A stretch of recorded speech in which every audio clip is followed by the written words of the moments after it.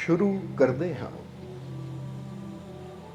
उस दो जहान दे पालनहार दा नाम लैके जो सब ते बहुत ही रहमतां और बख्शिशां करने वाला है। अज दा सत्संग असीं शुरू करिए उस तो पहला अज जिस परिवार की वजह दे नाल सानू सारिआं नूं इस सत्संग दा आनंद लैण दा मौका मिलिया है, इस सत्संग विच बैठण दा मौका मिलिया है और जिन्हां दी वजह नाल अज सानू भी इस नगर च पहली बार ये सत्संग करन दा मौका मिलिया। सब तो पहले असीं अपनी तरफों राही सारी संगत की तरफों परिवार नूं बहुत बहुत बधाई देवांगे, मुबारकबाद देवांगे, क्योंकि सत्संग तो साडे रोज़ हुंदे है पर असीं दिलों ये परिवार नूं बधाई देना चाहते हैं कि बहुत अच्छा कीता इन्हां ने अज दा टाइम लै लिया तां तुहाडा जीवां दा प्यार देखण दा मौका सानू भी मिल गया ना, क्योंकि बड़ी मुहब्बत है तुहाडे दिलां च, बड़ा प्यार है तुहाडे दिलां च, बड़ा उत्साह है, शौक है। और अज अगर ये उत्साह ये शौक है तुहाडे अंदर, ये प्यार है तुहाडे अंदर, तो एक गल कहांगे तुसीं लै भी बहुत कुछ जाना है। ये गल हमेशा याद रखना, क्योंकि जिन्हां दे दिलां च प्यार हुंदा है ना, ये तां कहंदे ने जिन प्रेम कीओ तिन ही प्रभु पायो। सो प्यार है ना तुहाडे दिलां च तो फिर अज प्रभु नूं पा के जाना है, यानी वो आनंद, वो खुशियां, ये जीवन च जिहड़ी जिहड़ी चीज़ की सानू जरूरत है ना, वो सब कुछ इंसान मालिक के घर चों लै जांदा जदों प्रेम शरधा दे नाल आके बैठ जाता है। सो इस तो पहला कि सत्संग नूं अगे लैके चलीए, अज जिस परिवार की वजह के नाल ये सत्संग होण जा रहा है, सब तो पहला तो आओ रल के इस परिवार वास्ते उस मालिक के चरणों च बेनती करिए कि मालिक इस परिवार नूं खुशियां दे नाल, रहमतां दे नाल, बरकतां दे नाल भरपूर रखण। आने वाला समा इस परिवार वास्ते होर भी ज़्यादा खुशियां, कामयाबी, सफलता भरिया होवे। मालिक इन्हां नूं तंदुरुस्ती देण, कामकार च बरकत देण और सदा अपनी कृपा दिया इस परिवार ते बनाए रखण। और जिद्दां अज इन्हां ने मौका लिया है, इदां ही मालिक इन्हां नूं हिम्मत ताकत दिंदे रहण ताकि इस नगर च इसी तरह सत्संग हुंदे रहण और सानू सारिआं नूं इसी तरह सत्संग का आनंद लैण का मौका भी मिलता रहे। ये सारे इस परिवार वास्ते बेनती करो। और हुण इस परिवार की ही एक गल थोड़ी जी दसना चाहांगे कि जदों असीं अंदर बैठे सी, परिवार आया मिलण सानू, तो उस वेले परिवार के एक मैंबर ने ये गल कही कि मालको सारे कहंदे सी मालकां ने तुहाडे घर नहीं आना, तुसीं बड़े गरीब हो, तुहाडा घर तां छोटा जिहा है। इस करके कहंदे कुछ साडे अपने भी सी जिहड़े मजाक उड़ाउंदे सी, कित्थों आना मालकां ने।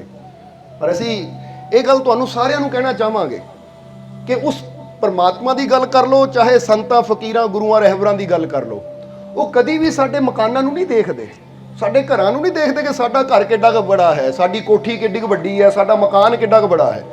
क्योंकि परमात्मा प्रभु दे घर दा ये नियम है, उत्थे बड़ा घर नहीं देखिया जाता, उत्थे बड़ा दिल देखिया जाता है। और इन्हां दा दिल बहुत बड़ा है, समझ दिओ अपने। इसलिए तो इतिहास गवाह है इस चीज़ का कि श्री गुरु नानक देव जी भी मलक भागो वर्गे दे महलां नूं छड्ड के, पक्के पकवानां नूं छड्ड के, उन्होंने भी भाई लालो की कखां की कुल्ली विच बह के 2 दिन की 3 दिन की रुखी मिस्सी रोटी, वो कोदरे की रोटी खानी कबूल की सी, क्योंकि लालो के अंदर प्यार सी। या श्री कृष्ण के जीवन की भी वो बड़ी प्यारी गल आती है कि दुर्योधन के महलों नूं छड्ड के वो भी किहदे घर रहे सी, विदुर के घर, जिथे उन्होंने साग नाल रोटी खानी पसंद कर ली सी। क्योंकि सब तो पहली गल यही तो उस परमात्मा के घर च देखा जाता है। ताही तो मौलाना रूमी ने एक गल बड़ी प्यारी कही है कि प्रेम नाल भरियां होईयां अखां, शरदा नाल झुकिया होया सिर, और सेवा करते हुए हथ और सत बोलती हुई प्रभु का गुणगान करती हुई जुबान और नेक मार्ग ते चलते हुए पैर ही खुदा नूं पसंद है। जरा देखो, क्योंकि कुछ नियम है। हुण एक इंसान कहता ना मैं अपने अखां नूं जिद्दां हुण समझ लो अखां दा शिंगार भी हुंदा है, काजल लगा लावां जां कुछ होर कर लवां, पर वो कहते प्रेम नाल भरीआं होईआं अखां ये प्रभु नूं पसंद है। जदों तेरियां अखां चों प्रेम झलकदा है, जिन्हां अखां चों प्रेम नजर आंदा ना, उही परमात्मा नूं पसंद है। तां ही ते एक शब्द अंदर संत दरियादास ने बड़ी प्यारी गल कही है, क्योंकि संत फकीर गुरु रहबर अपनी वाणी के जरिए सानू देखो की इशारे करते हैं कि रब नूं की पसंद है। वो दसदे है कि माला टोपी भेष नहीं, माला टोपी भेष नहीं, ना सोला श्रृंगार, शुभ कर मन प्रभु होत खुश, दरिया कहे पुकार। संत दरिया ने कहा मैं पुकार के गल कहन नूं तैयार हां कि परमात्मा साडे वेशां नूं नहीं देखदा कि साडे सिर ते टोपी है या नहीं, साडे सिर ते क्योंकि पहरावे हुंदे हैं ना, कोई किसी तरह का पहरावा धारण कर लैंदा, कोई किसी तरह का पहरावा धारण कर लैंदा। जिद्दां बुल्ले शाह ने भी कहा सिर ते टोपी ते नीयत खोटी, वो लैना की टोपी सिर धर के, तस्वीर फिरी पर मन ना फिरिया, लेना की तस्वीर हथ फड़ के, चिले कीते पर रब ना मिलिया, लेना की चिलियां विच बड़ के, ओ बुलिया जाग बिना दुध नहीं जमदा, भवें लाल होवे कड़ कड़ के। वो कहंदे जिस तरह दुध नूं ना जब तक जाग नहीं लगदा वो जमदा नहीं है, ਉਹਦੇ ਅੰਦਰਲਾ मक्खन बाहर नहीं आंदा। इसी तरह इंसान की जिंदगी भी दुध की तरह है और परमात्मा रूपी मक्खन ਇਹਦੇ अंदर ही छुपिया होया है। पर जे ਅਸੀਂ ਚਾਹੁੰਦੇ ਹਾਂ कि ਸਾਡੇ जीवन रूपी दुध ਦੇ अंदरों परमात्मा रूपी मक्खन प्रगट होवे, ਤਾਂ ਫਿਰ ਕਹਿੰਦੇ ਮੁਰਸ਼ਿਦ ਕੋਲੋਂ ਗੁਰੂ ਕੋਲੋਂ ਜਾਗ ਤਾਂ ਲਵਾਉਣਾ ਹੀ ਪੈਂਦਾ ਹੈ। ਜਾਗ ਦਾ ਮਤਲਬ ਸਮਝਦੇ ਹੋ ਨਾ ਤੁਸੀਂ?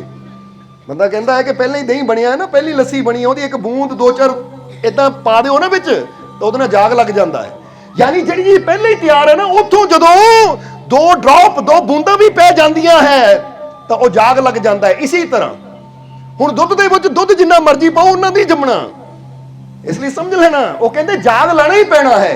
ਇਸੇ ਤਰ੍ਹਾਂ ਬੁੱਲੇ ਸ਼ਾਹ ਵੀ ਦੱਸਦੇ ਕਿ ਜਿੰਨੀ ਮਰਜ਼ੀ ਸਿਰ ਤੇ ਟੋਪੀ ਰੱਖੀ ਜਾ, ਤਸਵੀਆਂ ਫੜ ਕੇ ਫੇਰੀ ਜਾ। ਹੁਣ ਬੰਦਾ ਕਹੇ ਮੈਂ 2 ਘੰਟੇ ਤਸਵੀਰ ਫੇਰਦਾ ਆ, ਪਰ ਕਹਿੰਦੇ ਜੇ ਤਸਵੀਰ ਫੇਰੀ ਪਰ ਮਨ ਨਾ ਫਿਰਿਆ।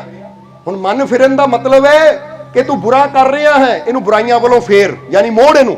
ਜਿੱਦਾਂ ਬੰਦਾ ਕਹਿੰਦਾ ਨਾ ਮੇਰਾ ਧਿਆਨ ਇੱਧਰ ਹੈ ਬੁਰੇ ਵਾਲੇ ਪਾਸੇ, ਹੁਣ ਇਹ ਆਪਣੀ ਨਜ਼ਰ ਨੂੰ ਫੇਰ ਚੰਗੇ ਪਾਸੇ ਲਾ। ਤੂੰ ਕ੍ਰੋਧ ਕਰਦਾ ਹੈ, ਇਹਨੂੰ ਸ਼ਾਂਤੀ ਵਾਲੇ ਪਾਸੇ ਲਾ।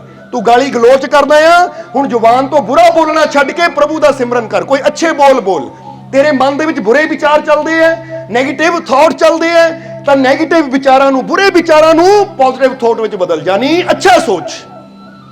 ਤੂੰ ਠੇਕੇ ਦੀ ਤਰਫ, ਨਸ਼ਿਆਂ ਦੀ ਤਰਫ, ਬੁਰਾਈਆਂ ਦੀ ਤਰਫ ਜਾਂਦਾ ਹੈ ਤੇ ਚੰਗੇ ਪਾਸੇ ਚੱਲ ਕੇ ਜਾ। ਇਹਨੂੰ ਕਹਿੰਦੇ ਮਨ ਨੂੰ ਫੇਰਨਾ, ਕਿ ਮੇਰਾ ਮਨ ਪਹਿਲਾਂ ਇੱਧਰ ਲੱਗਾ ਸੀ, ਹੁਣ ਮੈਂ ਇੱਧਰੋਂ ਹਟਾ ਕੇ ਇੱਧਰ ਲਾ ਲਿਆ।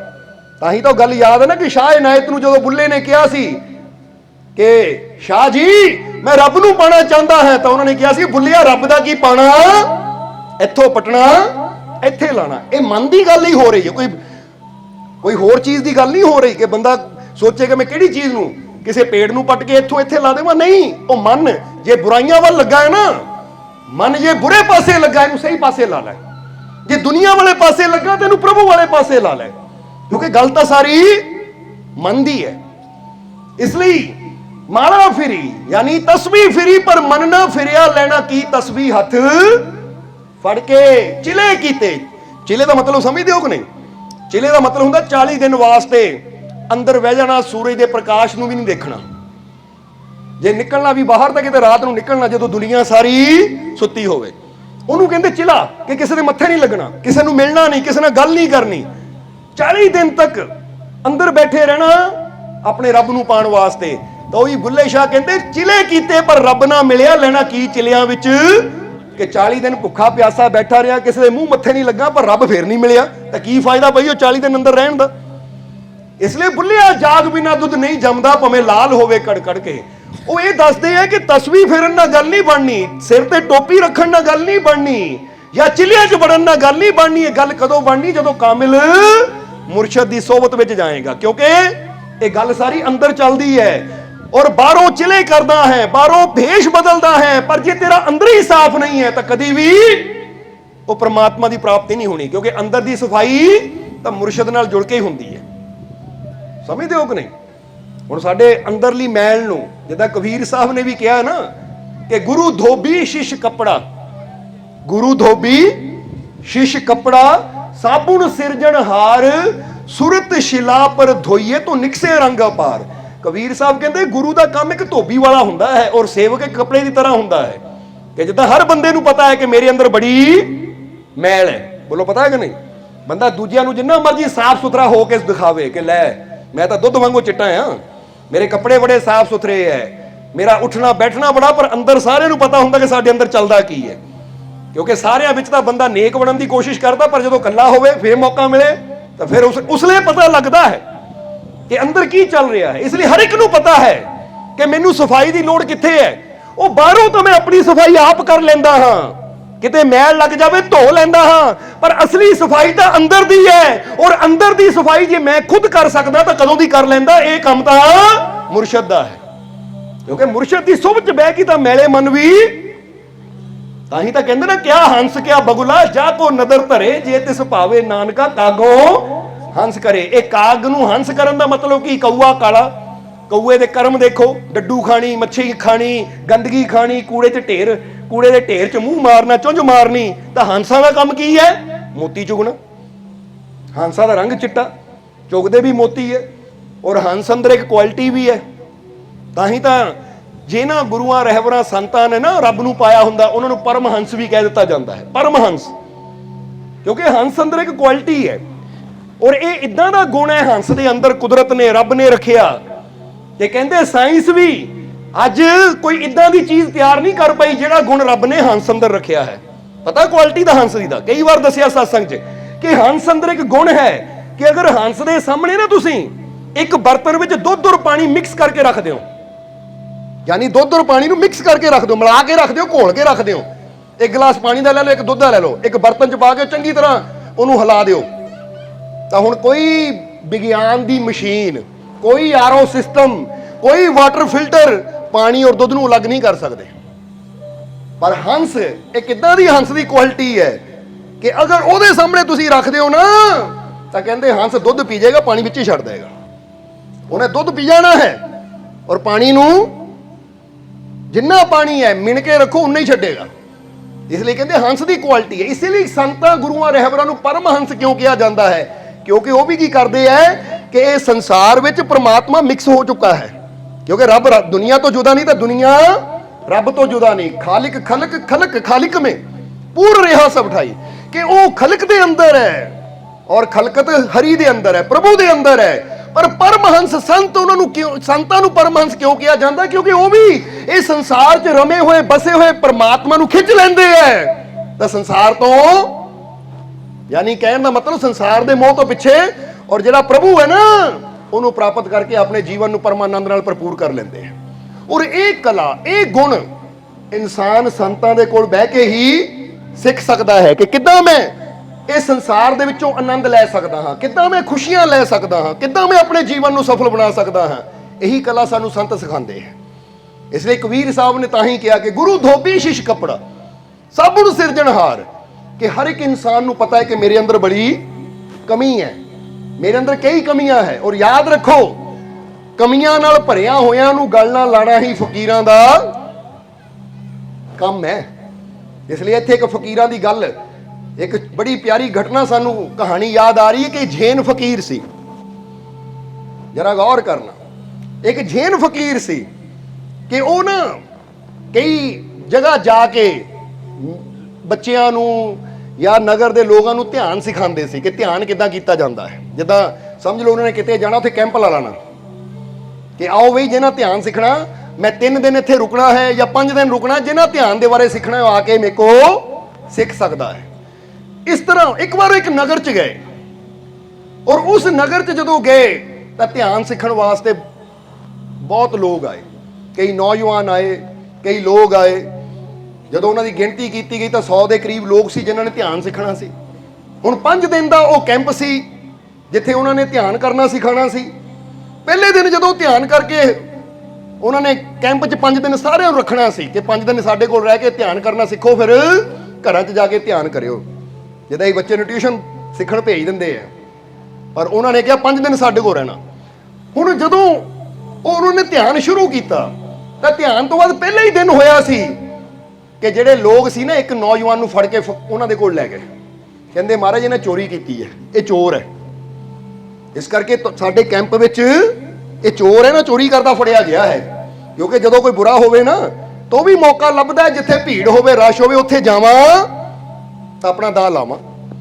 ਉਹ ਕਹਿੰਦੇ ਮਹਾਰਾਜ ਚੋਰੀ ਕਰਦੇ ਫੜਿਆ ਗਿਆ, ਇਸ ਲਈ ਇਹਨੂੰ ਹੁਣੇ ਕੈਂਪ ਚੋਂ ਕੱਢ ਦਿਓ, ਯਾਨੀ ਇਹਨੂੰ ਭੇਜ ਦਿਓ ਘਰ ਨੂੰ, ਕਿਉਂਕਿ ਚੋਰੀ ਕੀਤੀ ਹੈ ਇਸਨੇ। ਤਾਂ ਉਹ ਸੰਤ ਕੁਛ ਨਹੀਂ ਬੋਲੇ, ਕਹਿੰਦੇ ਕੋਈ ਨਹੀਂ, ਮੈਂ ਆਪੇ ਦੇਖ ਲਊ, ਛੱਡ ਦਿਓ ਇਹਨੂੰ, ਕੁਛ ਨਾ ਕਹੋ ਤੁਸੀਂ।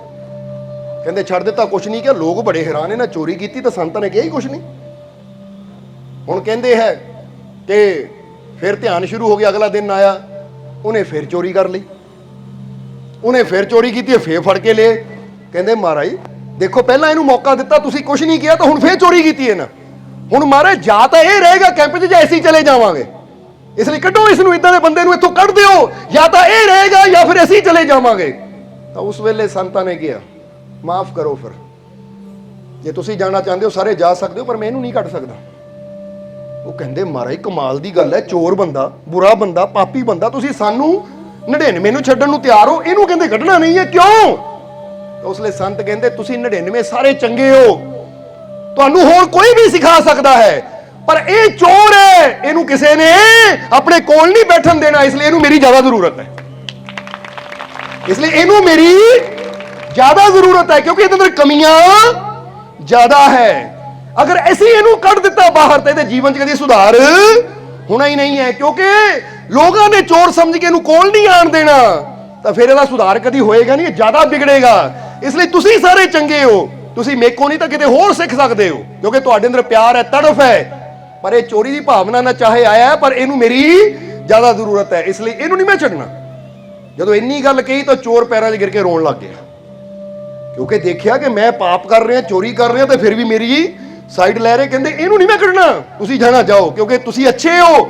ਅੱਛੇ ਸਟੂਡੈਂਟ ਨੂੰ ਤਾਂ ਹਰ ਕੋਈ ਟੀਚਰ ਮਿਲ ਜਾਂਦਾ, ਪਰ ਬੁਰੇ ਨੂੰ ਕੋਈ ਗੱਲ ਨਹੀਂ ਲਾਉਂਦਾ, ਔਰ ਬੁਰੇ ਨੂੰ ਗੱਲ ਨਾ ਲਾਣਾ ਹੀ ਫਕੀਰਾਂ ਦਾ ਕੰਮ ਹੈ। ਇਸ ਲਈ ਅਸੀਂ ਵੀ ਤੁਹਾਨੂੰ ਕਵਾਂਗੇ, ਕਿਉਂਕਿ ਹੁਣੇ ਇੱਕ ਜੀਵ ਨੇ ਵੀ ਅੰਦਰ ਕਿਹਾ ਸੀ, ਮਾਲਕੋ ਮੇਰੇ ਪਤੀ ਸ਼ਰਾਬ ਬੜੀ ਪੀਂਦੇ ਐ, ਤਾਂ ਉਹ ਆਣਾ ਚਾਹੁੰਦੇ, ਪਰ ਕਹਿੰਦਾ ਮੈਂ ਸ਼ਰਾਬੀ ਮਾਲਕਾਂ ਕੋ ਕਿੱਦਾਂ ਜਾਵਾਂ। ਤਾਂ ਅਸੀਂ ਇੱਕ ਗੱਲ ਕਵਾਂਗੇ ਤੁਹਾਨੂੰ ਕਿ ਚਾਹੇ ਤੁਸੀਂ ਸ਼ਰਾਬੀ ਹੋ, ਚਾਹੇ ਨਸ਼ੇੜੀ ਹੋ, ਚਾਹੇ ਭੰਗੀ ਹੋ, ਚਾਹੇ ਅਫੀਮਚੀ ਹੋ, ਚਾਹੇ ਜੋ ਵੀ ਹੋ, ਤੁਸੀਂ ਸਾਡੇ ਕੋਲ ਆਓ, ਅਸੀਂ ਤੁਹਾਨੂੰ ਗੱਲ ਨਾ ਲਾਵਾਂਗੇ। ਸਮਝਦੇ ਹੋ ਕਿ ਨਹੀਂ? ਕਿਉਂਕਿ ਜੇ ਅਸੀਂ ਕਹਾਂਗੇ ਤੂੰ ਬੁਰਾ, ਸਾਡੇ ਕੋਲ ਨਹੀਂ ਆਣਾ, ਸਾਡੀ ਸੋਭਤ 'ਚ ਨਹੀਂ ਆਣਾ, ਤਾਂ ਫਿਰ ਸੁਧਾਰ ਕੇ ਨਾ ਕਰਨਾ। ਤੁਸੀਂ ਜਿੱਦਾਂ ਦੇ ਵੀ ਹੋ ਆ ਜਾਓ, ਸਾਨੂੰ ਕਬੂਲ ਹੈ, ਬਾਕੀ ਠੀਕ ਅਸੀਂ ਆਪੇ ਹੀ ਕਰ ਲੈਣਾ ਹੈ, ਕਿਉਂਕਿ ਸਾਨੂੰ ਪਤਾ ਆਪਣੇ ਆਪ ਤੇ ਵਿਸ਼ਵਾਸ ਹੈ ਸਾਨੂੰ ਕਿ ਅਸੀਂ ਠੀਕ ਆਪੇ ਹੀ ਕਰ ਲੈਣਾ। ਜਿੱਦਾਂ ਇਹ ਸਮਝ ਲਓ ਕਿ ਇੱਕ ਧੋਬੀ ਕੋ ਮੈਲੇ ਤੋਂ ਮੈਲਾ ਕੱਪੜਾ ਵੀ ਦੇ ਦੋ ਨਾ, ਕਿ ਆਹ ਦਾਗ ਬੜਾ ਪੱਕਾ, ਧੋਬੀ ਕਹਿੰਦੇ ਦੇ ਦਿਓ, ਬਾਕੀ ਮੈਂ ਆਪੇ ਕੋਸ਼ਿਸ਼ ਕਰਕੇ ਪੱਕੇ ਤੋਂ ਪੱਕੇ ਦਾਗ ਨੂੰ ਵੀ ਕਿੱਦਾਂ ਸਾਫ਼ ਕਰਨਾ ਮੇਰੀ ਜ਼ਿੰਮੇਵਾਰੀ ਹੈ, ਤੂੰ ਟੈਨਸ਼ਨ ਨਾ, ਤੂੰ ਆ ਜਾ ਬਸ। ਇਸ ਲਈ ਤੁਸੀਂ ਆ ਜਾਓ, ਤੁਹਾਡੇ ਵਾਸਤੇ ਦਰਬਾਰ ਦੇ ਦਰਵਾਜ਼ੇ 24 ਘੰਟੇ ਖੁੱਲੇ ਹੈ। ਤੁਸੀਂ ਜੋ ਵੀ ਆਪਣੇ ਆਪ ਨੂੰ ਸਮਝਦੇ ਹੋ, ਚਾਹੇ ਕੋਈ ਵੀ ਕਰਮ ਕਰਦੇ ਹੋ, ਕੋਈ ਗੱਲ ਨਹੀਂ, ਕਿਉਂਕਿ ਅਸੀਂ ਕਰਮ ਨਹੀਂ ਦੇਖਦੇ, ਅਸੀਂ ਉਹਦੀ ਰਹਿਮਤ ਦੇਖਦੇ ਹਾਂ ਕਿ ਉਹਦੀ ਰਹਿਮਤ ਕੀ ਕਰ ਸਕਦੀ ਹੈ। ਇੱਕ ਬੰਦਾ ਦੇਖਦਾ ਕਿ ਮੇਰੇ ਪਾਪ ਕਿੱਡੇ ਹੈ, ਅਸੀਂ ਕਹਿੰਦੇ ਪਾਪ ਜਿੱਡੇ ਮਰਜ਼ੀ ਹੋਣ, ਪਰ ਉਹਦੀ ਰਹਿਮਤ ਤੋਂ ਜ਼ਿਆਦਾ ਹੋ ਸਕਦੇ ਹੈ। ਜਰਾ ਸੋਚੋ, ਇੱਕ ਬੰਦੇ ਦੇ ਜੀਵਨ ਦੀ ਸ਼ੁਰੂਆਤ ਹੈ ਔਰ ਜੀਵਨ ਦਾ ਅੰਤ ਵੀ ਹੈ, ਪਰ ਉਹਦੀ ਰਹਿਮਤ, ਉਹਦੀ ਨਾ ਕੋਈ ਸ਼ੁਰੂਆਤ ਹੈ ਤੇ ਨਾ ਹੀ ਕੋਈ ਅੰਤ ਹੈ।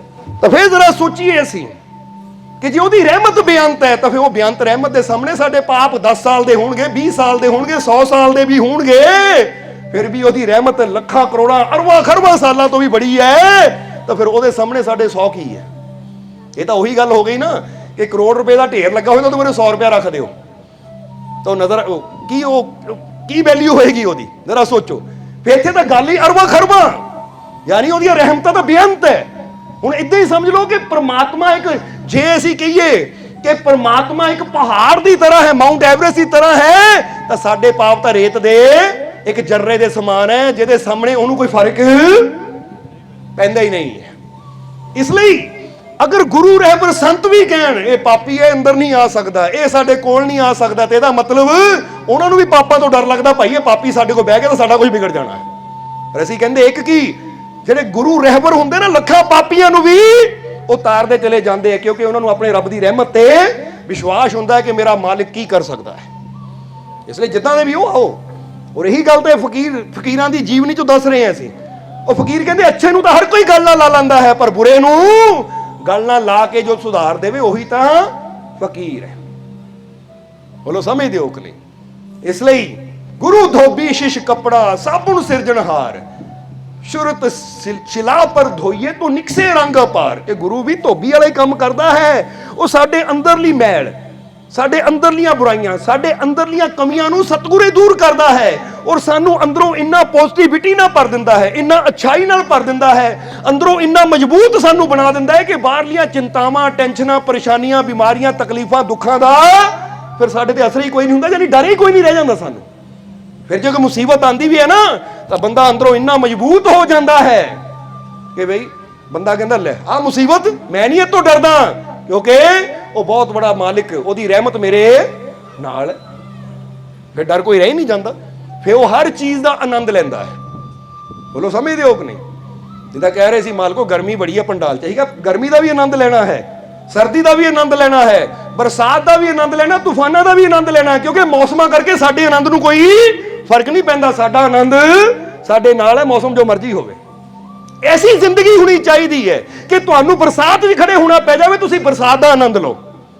ਤੁਹਾਨੂੰ ਧੁੱਪ 'ਚ ਖੜੇ ਹੋਣਾ ਪੈ ਜਾਵੇ, ਤੁਸੀਂ ਧੁੱਪ ਦਾ ਆਨੰਦ ਲਓ। ਇਸ ਲਈ ਗਰਮੀ ਤਾਂ ਨਹੀਂ ਲੱਗ ਰਹੀ। ਉਹ ਜ਼ਰਾ ਸੋਚੋ, ਜ਼ਰਾ ਸੋਚਣਾ, ਬਾਹਰਲੀਆਂ ਕੰਟਰੀਆਂ 'ਚ ਨਾ ਸੋਨਾ ਵਾਥ ਲਿਆ ਜਾਂਦਾ ਹੈ। ਸੋਨਾ ਵਾਥ ਸਮਝਦੇ ਹੋ ਤੁਸੀਂ? ਥੋੜਾ ਦੱਸਣਾ ਚਾਹਾਂਗੇ। ਜਾਂ ਸਟੀਮ ਰੂਮ ਬਣਾਇਆ ਉਹਨਾਂ ਨੇ, ਉੱਥੇ ਕੀ ਹੁੰਦਾ ਹੈ? ਉਹਨਾਂ ਨੇ ਇੱਕ ਕਮਰਾ ਇਦਾਂ ਦਾ ਤਿਆਰ ਕੀਤਾ ਹੁੰਦਾ ਜਿੱਥੇ ਹੀਟ ਪੈਦਾ ਕੀਤੀ ਜਾਂਦੀ ਹੈ ਤਾਂ ਕਿ ਸਾਨੂੰ ਪਸੀਨਾ ਆਵੇ, ਗਰਮੀ ਆਵੇ, ਕਿਉਂਕਿ ਉਧਰ ਸਰਦੀ ਹੁੰਦੀ ਕਿ ਪਸੀਨਾ ਰੋਮ ਖੁੱਲਦਾ ਹੀ ਨਹੀਂ ਹੈ। ਇੱਥੇ ਤਾਂ ਕੁਦਰਤ ਨੇ ਸਾਡੇ ਦੇਸ਼ ਦਾ ਮੌਸਮ ਹੀ ਇਦਾਂ ਦਾ ਬਣਾਇਆ ਹੈ ਕਿ ਸਾਨੂੰ ਕੋਈ ਸੋਨਾ ਬਾਥ ਬਣਾਉਣ ਦੀ ਲੋੜ ਨਹੀਂ। ਅਸੀਂ ਇੱਦਾਂ ਹੀ ਬਹਿ ਜਾਈਏ, ਗਰਮੀ ਉਦਾਂ ਹੀ ਆ ਜਾਂਦੀ, ਯਾਨੀ ਸਾਡੇ ਰੋਮ ਖੁੱਲ ਜਾਂਦੇ। ਯਾਨੀ ਰੱਬ ਕਿੰਨਾ ਪਿਆਰ ਕਰਦਾ ਸਾਡੇ ਨਾਲ। ਤੇ ਅਸੀਂ ਕਹਿੰਦੇ ਲੈ ਵੀ ਗਰਮੀ ਬੜੀ ਹੈ, ਪਸੀਨਾ ਬੜਾ ਹੈ, ਆ ਨਹੀਂ, ਹਰ ਚੀਜ਼ ਦਾ ਆਨੰਦ ਲਓ।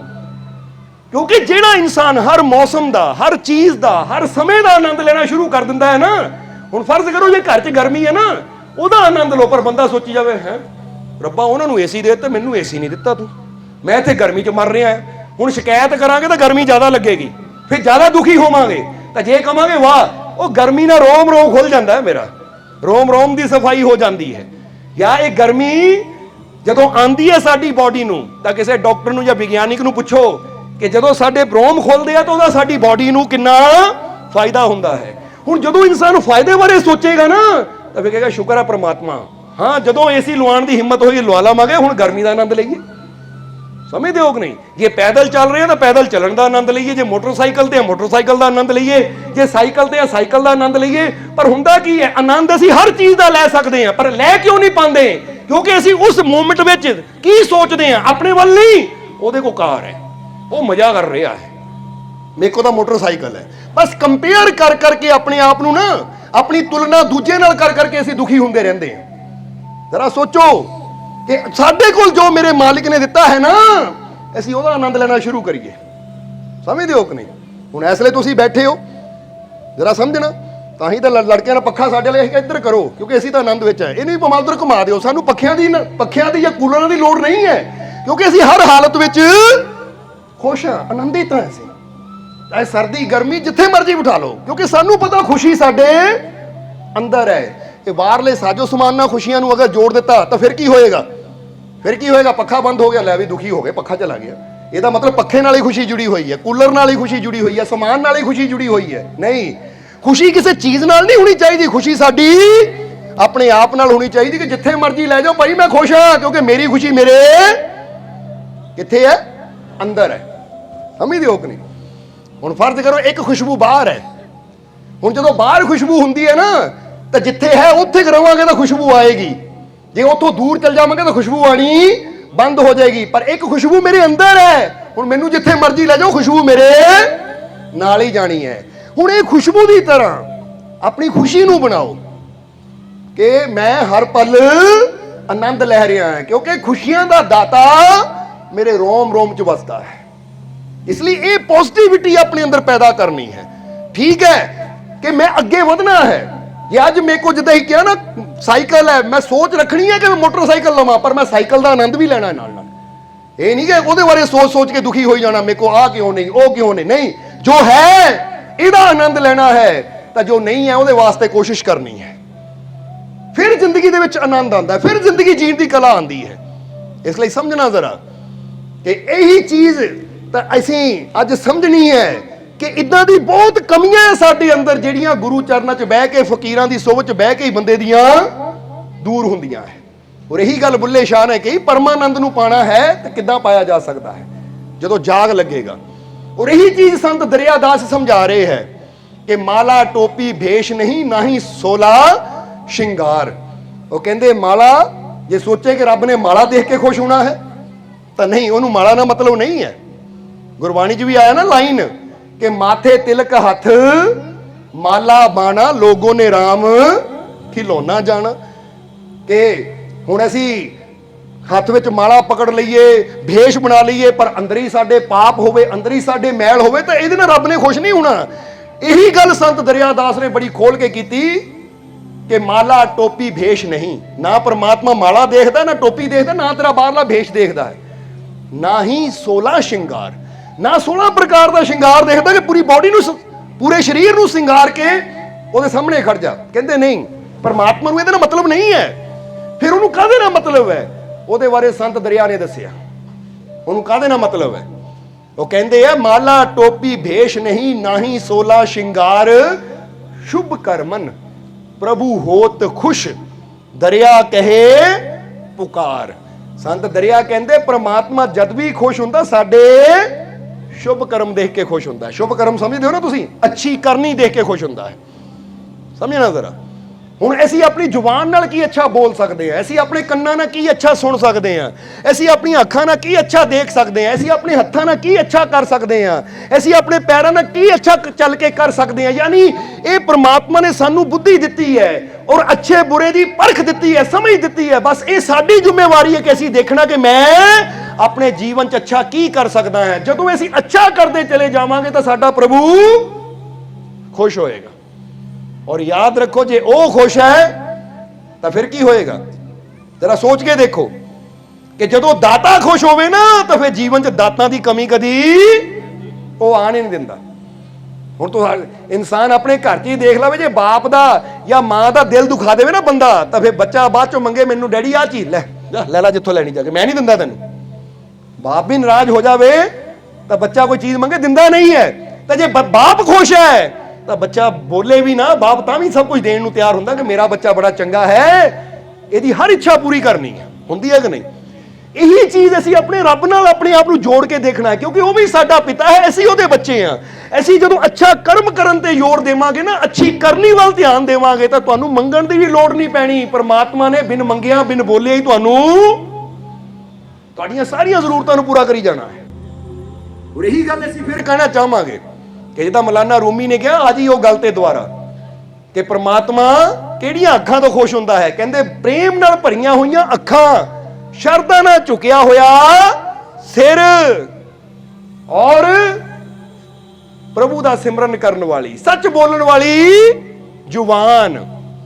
ਔਰ ਜਰਾ ਗੌਰ ਕਰਨਾ, ਸੇਵਾ ਕਰਨ ਵਾਲੇ ਹੱਥ ਔਰ ਨੇਕ ਮਾਰਗ ਤੇ ਚੱਲਣ ਵਾਲੇ ਪੈਰ ਹੀ ਖੁਦਾ ਨੂੰ ਪਸੰਦ ਹੈ। ਯਾਨੀ ਇੱਥੇ ਉਹਨਾਂ ਨੇ ਕਿਸੇ ਕੱਪੜੇ ਦੀ ਗੱਲ ਨਹੀਂ ਕੀਤੀ ਕਿ ਇਦਾਂ ਦੇ ਰੰਗ ਦਾ ਕੱਪੜਾ ਰੱਬ ਨੂੰ ਪਸੰਦ ਹੈ, ਪੂਜਾ ਰੱਬ ਨੂੰ ਪਸੰਦ ਹੈ, ਨਮਾਜ਼ ਰੱਬ ਨੂੰ ਪਸੰਦ ਹੈ, ਮੰਦਰ ਜਾਣਾ ਪਸੰਦ ਹੈ ਜਾਂ ਮਸਜਿਦ ਜਾਣਾ ਪਸੰਦ ਹੈ। ਨਹੀਂ, ਉਹਨਾਂ ਕੋਈ ਤੀਰਥਾਂ ਮੰਦਰਾਂ ਮਸਜਿਦਾਂ ਦੀ ਗੱਲ ਨਹੀਂ ਕੀਤੀ। ਮੌਲਾਨਾ ਰੂਮੀ ਨੇ ਕਿਹੜੀ ਗੱਲ ਕੀਤੀ? ਕਿਹੜੀਆਂ ਅੱਖਾਂ ਪਸੰਦ ਹੈ? ਜਿਹੜੀਆਂ ਪ੍ਰੇਮ ਨਾਲ ਭਰੀਆਂ ਹੋਈਆਂ ਹੋਣ। ਇਸ ਲਈ ਸੋਚੋ ਜ਼ਰਾ ਕਿ ਮੇਰੇ ਅੰਦਰ ਸਭ ਦੇ ਪ੍ਰਤੀ ਪ੍ਰੇਮ ਹੈ, ਕਿਉਂਕਿ ਕਿਸੇ ਵਾਸਤੇ ਅੱਖ 'ਚ ਨਫ਼ਰਤ ਵੀ ਨਜ਼ਰ ਆ ਜਾਂਦੀ ਹੈ। ਹੁਣ ਤੁਸੀਂ ਦੇਖੋ, ਅੱਜ ਆਪਣੇ ਆਪ ਨੂੰ ਪੁੱਛ ਕੇ ਦੇਖੋ ਕਿ ਅੱਜ ਪੂਰੇ ਦਿਨ 'ਚ ਮੈਂ ਕਿਸੇ ਨੂੰ ਮੁਸਕਰਾ ਕੇ ਦੇਖਿਆ ਜਾਂ ਮੱਥੇ ਤੀੜੀ ਪਾ ਕੇ ਦੇਖਿਆ। ਮੱਥੇ ਤੀੜੀ ਪਾਉਣ ਦਾ ਮਤਲਬ ਸਮਝੋ, ਜਿੱਦਾਂ ਐਦਾਂ ਆਹ ਕਿੱਥੋਂ ਆ ਗਿਆ, ਮੱਥੇ ਲੱਗ ਗਿਆ ਮੇਰੇ, ਆਹ ਕਿੱਥੋਂ ਸਾਹਮਣੇ ਆ ਗਿਆ। ਹੁਣ ਜਦੋਂ ਐਦਾਂ ਦੇਖਦੇ ਨਾ ਕਿਸੇ ਨੂੰ ਇਹ ਤੀੜੀ ਪਾ ਕੇ ਮੱਥੇ ਤੇ, ਤਾਂ ਸਮਝ ਲਓ ਗੁਨਾਹ ਕਰ ਰਹੇ ਹਾਂ ਅਸੀਂ। ਤਾਂ ਜਦੋਂ ਕਿਸੇ ਨੂੰ ਮੁਸਕਰਾ ਕੇ ਦੇਖ ਰਹੇ ਹਾਂ ਤਾਂ ਇੱਕ ਇਬਾਦਤ ਕਰ ਰਹੇ ਹਾਂ। ਇਬਾਦਤ ਦਾ ਮਤਲਬ ਇਹੀ ਨਹੀਂ ਹੁੰਦਾ ਕਿ ਕਮਰੇ 'ਚ ਬਹਿ ਕੇ ਅੱਖਾਂ ਬੰਦ ਕਰਕੇ ਰੱਬ ਨੂੰ ਯਾਦ ਕਰਨਾ। ਅਸੀਂ ਕਿਸੇ ਨੂੰ ਮੁਸਕਰਾ ਕੇ ਬੁਲਾ ਲੈਂਦੇ ਆ ਨਾ, ਔਰ ਸਾਡੇ ਮੁਸਕਰਾ ਕੇ ਬੁਲਾਉਣ ਨਾਲ ਅਗਰ ਅਗਲਾ ਵੀ ਮੁਸਕਰਾ ਪੈਂਦਾ ਤਾਂ ਉਹ ਵੀ ਤੁਹਾਡੀ इबादत है। तां ही तो बुल्ले शाह ने क्या किसे रोंदे नूं हसाया है तां दस तां, किसे भुखे नूं रजाया है ते दस तां, कदी जख्मी किसे दा फट नहीं सीता, ਐਵੇਂ ਫੇਰੀ ਤੂੰ ਤਸਵੀ ਕੱਖ ਨਹੀਂ ਕੀਤਾ। ਕਿ ਤੁਹਾਡੀ ਵਜ੍ਹਾ ਨਾਲ ਰੋਏ ਕਿੰਨੇ ਐ ਤਾਂ ਤੁਹਾਡੀ ਵਜ੍ਹਾ ਨਾਲ ਰੋਂਦੇ ਹੋਏ ਹੱਸੇ ਕਿੰਨੇ ਐ, ਜ਼ਰਾ ਸੋਚ ਕੇ ਦੇਖੋ। ਹੁਣ ਅਗਰ ਅਸੀਂ ਤਸਵੀ ਫੇਰੀ ਜਾਂਦੇ ਆ, ਰੱਬ ਰੱਬ ਕਰੀ ਜਾਂਦੇ ਆ, ਪਰ ਦੂਜਿਆਂ ਨੂੰ ਰਵਾਈ ਵੀ ਜਾਂਦੇ ਆ, ਦੂਜਿਆਂ ਦੇ ਦਿਲਾਂ ਨੂੰ ਦੁਖਾਈ ਵੀ ਜਾਂਦੇ ਆ, ਤਾਂ ਫਿਰ ਐਵੇਂ ਫੇਰੀ ਤੂੰ ਤਸਵੀ ਕੱਖ ਨਹੀਂ ਕੀਤਾ, ਫਿਰ ਤਾਂ ਕਹਿੰਦੇ ਬੇਕਾਰ ਹੀ ਕੀਤੀ ਤੂੰ ਤਸਵੀ ਫੇਰੀ। ਇਸ ਲਈ ਰੋਣਾ जरा हुण गौर करना, अगर कोई रोंदा है ना तो तुसी ओनू पुछ लैंदे हो भाई की गल हो गई, फिक्र ना कर सब ठीक होएगा, और तुहाडे बोल सुन के जे नूं हौसला मिल जावे ना वो भी इबादत है। समझदे हो कि नहीं? इसलिए अपने आप तो सवाल पूछया करो कि अज जिन्ना भी मेरे को टाइम होया है, यानी जदों दिन होवे ना, पुछो अज दे दिन च मैं किहनूं मुस्कुरा के देखिया, मैं किहदा दिल दुखाया। दिल दुखाण दा मतलब किसी दी निंदिया तां नहीं कीती, किसी चुगली तो नहीं की, किसी ने बुरा कठोर बोल तो नहीं बोलिया, क्योंकि कठोर बोल भी होंगे कि साडी बोलबाणी इदां दी हुंदी कि सुन के अगले दा दिल दुखी हो जाता है। हुण इत्थों समझना कि नेकी करन वाला, अच्छाई करन वाला, अच्छा बोलन वाला इंसान ही रब नूं पसंद है। और अगर ये गुण जो इस जगह मौलाना रूमी दस रहे हैं, अगर ये गुण सारियां दे अंदर आ जान तो जरा सोचो पूरी दुनिया दा नक्शा की होएगा। फिर तो सारे झगड़े ही खत्म हो जाएंगे, फिर तो ऊंच नीच जात पात के भेदभाव ही मुक जाएंगे, फिर तो जाता धर्मां की गल ही खत्म हो जाएगी, क्योंकि फिर तो सब दे दिलों 'च एक दूजे के प्रति प्रेम ही होएगा, निमरता ही होएगी। जिथे हर कोई एक दूजे की मदद करने वाला होवे, उत्थे फिर दुख दलिद्र तो अपने आप ही दूर होंदे चले जाते हैं। इसलिए समझना जरा सारिਆਂ ने तां ही किया कि शुभ कर्मन प्रभु होत खुश। हुण अज तो असीं ये गल याद रखनी है कि जे असीं अपने रब नूं खुश करना है, और अपने जीवन च साडे खुशियां फेर ही आनियां है जदों साडा जन्मदाता खुश रहेगा। क्योंकि एक पेड़ उदों ही हरा रहिंदा जदों दी जड़ सलामत होवे, तां जे पेड़ दी जड़ ही खराब हो जावे जां जड़ दा ही ख्याल ना रखांगे तो पत्ते फुੱਲ फल तां सारे झड़दे चले जाणगे। इसी तरह साडे जीवन दी जड़ भी वो परमात्मा है, अगर उहदी खुशी दा ख्याल रखोगे तो तुहाडे जीवन च खुशियां अपने आप ही आंदियां जाणगियां, किसी चीज़ की कमी रहेगी नहीं। तुहानूं समझदे हो कि नहीं? इसलिए अज तो ये चीज़ वाल पूरा ध्यान देना है असीं कि माला टोपी भेष नहीं, ना ही सोला श्रृंगार, शुभ कर्मन प्रभु होत कुछ, दरिया कहे पुकार। हुण दरिया दास जी ने जो अपनी वाणी च दसिया ना कि अज तो असीं फैसला करना कि मैं कुछ ना कुछ शुभ करन दी कोशिश करनी है। और याद रखो जदों शुभ करांगे ना तो फिर की होएगा। तुसीं कईयां घरां 'च देखिया है ना, या कईयां कार्डां ते देखिया लिखिया हुंदा शुभ लाभ, लिखिया हुंदा कि नहीं? पढ़िया कि नहीं तुसीं? उत्थे किदां लिखिया हुंदा है? शुभ लाभ। ये नहीं लिखिया हुंदा लाभ शुभ, पहला लिखिया हुंदा शुभ, फिर लिखिया हुंदा लाभ। क्योंकि ਇਹਦਾ मतलब की है कि तू शुभ करेगा तो फिर ही तेनू लाभ होएगा, बिना शुभ कीतियां लाभ कदी तेनू फायदा कदी तेनू हो ही नहीं सकता। पहला शुभ करना पएगा, पहला कुछ अच्छा करना पएगा। हुण इहनूं इदां ही समझ लो कि जदों ਅਸੀਂ गमले 'ਚ कोई अच्छा बीज बोवांगे तो उस तो बाद ही सानू अच्छे फुੱਲ मिलणगे, अच्छे फल मिलणगे। यानी पहला सानू कोई शुभ बीज बोना पैंदा है, फल तो फिर बाद विच उहदे मगर मगर आंदा है। अज इंसान लाभ तो चाहता है, खुशियां तो चाहता है। बोलो चाहते हो कि नहीं खुशियां? हुण तुहानूं पुछिए खुशी चाहते हो ना तुसीं? हुण जरा ये सोचना, खुशी तो मैं चाहता हाँ, प्रभु की कृपा तो मैं चाहता हाँ, पर मैं शुभ की कर रहा, अच्छा की कर रहा, कर्म की कर रहा कि मैनू परमात्मा की कृपा मिले। बोलो समझदे हो कि नहीं? हुण समझण दा मतलब की है कि अगर असीं कुछ अच्छा करांगे तो फिर मंगण की लोड़ नहीं पैगी, फिर शुभ अपने आप साडे मगर चल के आएगा। इसलिए अज तो अच्छा करने बारे सोचना है, असीं नेक मार्ग ते चलण बारे असीं सोचना है। जो मैं जीवन च इन्हां हत्थां नाल, इन्हां पैरां नाल, या अपने जीवन दे विच अपनी करनी नाल जो मैं अच्छा शुभ कर सकदा हां, मैं फैसला करना है कि मैं वो करन दी अज तो कोशिश करनी है। समझदे हो कि नहीं? क्योंकि जिहड़ा शुभ करदा है ना, तो जिस तरह असीं पहले ही दसिया शुरू च कि परमात्मा साडे घरां नूं नहीं देखदा, वो साडे हिरदे नूं देखदा है। और शुभ दूजियां दा भला उही कर सकदा जिहदा दिल अपना बड़ा होवे। क्योंकि गल फिर कहांगे ਇਹ ਗੱਲ ਬੜੀ ਪਿਆਰੀ ਵੀ ਹੈ ਕਿ ਪ੍ਰਮਾਤਮਾ ਐਡਾ ਬੜਾ ਹੈ ਨਾ ਕਿ ਉਹਨੂੰ ਤੁਸੀਂ ਘਰ ਜਿੱਡਾ ਮਰਜ਼ੀ ਬੜਾ ਬਣਾ ਲਓ, ਉਹਦੇ ਅੰਦਰ ਨਹੀਂ ਉਹਨੂੰ ਸਮਾ ਸਕਦੇ। ਕਹਿੰਦੇ ਪ੍ਰਮਾਤਮਾ ਇਨਸਾਨ ਦੇ ਬੜੇ ਤੋਂ ਬੜੇ ਘਰ 'ਚ ਨਹੀਂ ਸਮਾਉਂਦਾ। ਪ੍ਰਮਾਤਮਾ ਫਿਰ ਸਮਾਉਂਦਾ ਕਿੱਥੇ ਹੈ? ਇਨਸਾਨ ਦੇ ਬੜੇ ਦਿਲ ਨੂੰ ਦੇਖ ਕੇ ਸਮਾ ਜਾਂਦਾ ਹੈ ਕਿ ਇਹਦਾ ਦਿਲ ਬਹੁਤ ਬੜਾ ਹੈ। ਇਸ ਲਈ ਤਾਂ ਹੀ ਤਾਂ ਕਹਿੰਦੇ ਨਾ, ਮੰਦਰ ਢਾ ਦੇ, ਮਸਜਿਦ ਢਾ ਦੇ ਜੋ ਕੁਝ ਢਹਿੰਦਾ, ਪਰ ਬੰਦੇ ਦਾ ਦਿਲ ਨਾ ਢਾਵੀਂ, ਦਿਲ ਵਿੱਚ ਮੌਲਾ ਰਹਿੰਦਾ। ਉਹ ਕਹਿੰਦੇ ਦਿਲ ਦੇ ਵਿੱਚ ਹੀ ਤਾਂ ਪ੍ਰਮਾਤਮਾ ਰਹਿੰਦਾ ਹੈ। ਇਸ ਲਈ ਆਪਣੇ ਦਿਲ ਨੂੰ ਬੜਾ ਕਰ, ਕਿਉਂਕਿ ਬੜੇ ਦਿਲ ਵਾਲਾ ਹੀ ਦੂਜੇ ਨੂੰ ਖੁਸ਼ੀ ਦੇਣ ਦੀ ਕੋਸ਼ਿਸ਼ ਕਰਦਾ ਹੈ। ਬੜੇ ਦਿਲ ਵਾਲਾ ਹੀ ਦੂਜੇ ਦੇ ਦੁੱਖਾਂ ਨੂੰ ਦੂਰ ਕਰਨ ਦੀ ਕੋਸ਼ਿਸ਼ ਕਰਦਾ ਹੈ। ਸੋ ਇਹ ਗੱਲ ਸਮਝ ਲਈ ਨਾ। ਇਸ ਲਈ ਅੱਜ ਤੋਂ ਸ਼ੁਭ ਕਰਨ ਦੀ ਕੋਸ਼ਿਸ਼ ਕਰਨੀ ਹੈ। ਹੁਣ ਅਗਲੇ ਪੁਆਇੰਟ ਤੇ ਆ ਜਾਈਏ। ਅਗਲਾ ਪੁਆਇੰਟ ਕਿਹੜਾ ਹੈ? ਅਗਲਾ ਪੁਆਇੰਟ ਇਹ ਹੈ ਕਿ ਅੱਜ ਇਨਸਾਨ ਦੇ ਜੀਵਨ 'ਚ ਬੜੀਆਂ ਪਰੇਸ਼ਾਨੀਆਂ ਹੈ ਜਾਂ ਨਹੀਂ? ਇਨਸਾਨ ਦੇ ਜੀਵਨ 'ਚ ਬੜੀਆਂ ਪਰੇਸ਼ਾਨੀਆਂ ਹੈ, ਇਨਸਾਨ ਦੇ ਜੀਵਨ 'ਚ ਬੜੀਆਂ ਤਕਲੀਫਾਂ ਹੈ, ਇਨਸਾਨ ਦੇ ਜੀਵਨ 'ਚ ਅੱਜ ਬੜੇ ਦੁੱਖ ਹੈ। ਹਰ ਇਨਸਾਨ ਕਿਤੇ ਨਾ ਕਿਸੇ ਚੀਜ਼ ਨੂੰ ਲੈ ਕੇ, ਜਿੱਦਾਂ ਕਹਿੰਦੇ ਹੈ ਕਿ ਫਰੀਦਾ ਮੈਂ ਜਾਣਿਆ ਦੁੱਖ ਮੁਝ ਕੋ, ਦੁੱਖ ਸਵਾਇਆ ਜਗ, ਊਂਚੇ ਚੜ ਕੇ ਦੇਖਿਆ ਤਾਂ ਘਰ ਘਰ ਇਹੋ ਅੱਗ। ਹੈ ਕਿ ਨਹੀਂ ਦੁੱਖ? ਹੁਣ ਜ਼ਰਾ ਸਮਝਣ ਵਾਲੀ ਗੱਲ ਹੈ ਕਿ ਦੁੱਖ ਜੀਵਨ ਦੇ ਵਿੱਚ ਸਭ ਦੇ ਹੈ, ਪਰ ਹੁਣ ਇਹ ਵੀ ਗੱਲ ਤੁਹਾਨੂੰ ਇਹ ਕਹਿਣਾ ਚਾਹਾਂਗੇ ਕਿ ਜੇ ਜੀਵਨ 'ਚ ਦੁੱਖ ਹੈ ਨਾ, ਤਾਂ ਇਹਨੂੰ ਇਦਾਂ ਸਮਝ ਲਓ ਕਿ ਜੇ ਭੁੱਖ ਹੈ ਤਾਂ ਪ੍ਰਮਾਤਮਾ ਨੇ ਭੋਜਨ ਦਾ ਪ੍ਰਬੰਧ ਵੀ ਕੀਤਾ ਹੋਇਆ ਹੈ। ਜੇ ਪਿਆਸ ਹੈ ਤਾਂ ਪ੍ਰਮਾਤਮਾ ਨੇ ਪਿਆਸ ਨੂੰ ਬੁਝਾਉਣ ਵਾਲੇ ਪਾਣੀ ਦਾ ਪ੍ਰਬੰਧ ਵੀ ਕੀਤਾ ਹੈ ਕਿ ਨਹੀਂ? ਹੁਣ ਫਰਜ਼ ਕਰੋ ਤੁਹਾਨੂੰ ਪਿਆਸ ਲੱਗ ਜਾਂਦੀ ਹੈ ਤਾਂ ਠੀਕ ਹੈ, ਇੱਥੇ ਪਿਆਸ ਮੈਨੂੰ ਲੱਗਦੀ ਹੈ, ਪਰ ਰੱਬ ਨੇ ਕਿਤੇ ਨਾ ਕਿਤੇ ਪਾਣੀ ਪੈਦਾ ਕੀਤਾ ਹੈ। ਕੂਏ ਦੇ ਕੋਲ ਜਾਣਾ ਪਏਗਾ, ਕਿਸੇ ਨਦੀ ਕੋਲ ਜਾਣਾ ਪਏਗਾ, ਜਾਂ ਅਸੀਂ ਘਰ ਦੇ ਵਿੱਚ ਹੀ ਬੋਤਲ ਭਰ ਕੇ, ਅੱਜ ਕੱਲ ਤਾਂ ਟੂਟੀਆਂ ਜਾਂ ਘਰ ਦੇ ਵਿੱਚ ਹੀ ਪੰਪ ਲੱਗੇ ਹੁੰਦੇ ਆ, ਬਟਨ ਦਬਾਉਂਦੇ ਆ, ਮੋਟਰ ਲਾਉਂਦੇ ਆ, ਟੁੱਲੂ ਪੰਪ, ਕਿ ਘਰ ਦੇ ਵਿੱਚ ਟੈਂਕੀਆਂ ਭਰੀਆਂ ਹੁੰਦੀਆਂ ਹੈ। ਯਾਨੀ ਪ੍ਰਮਾਤਮਾ ਨੇ ਪ੍ਰਬੰਧ ਪਹਿਲੇ ਹੀ ਕੀਤਾ ਹੋਇਆ ਹੈ। ਹੁਣ ਜਰਾ ਸੋਚ ਕੇ ਦੇਖੋ ਕਿ ਇੱਕ ਇਨਸਾਨ ਐਸਾ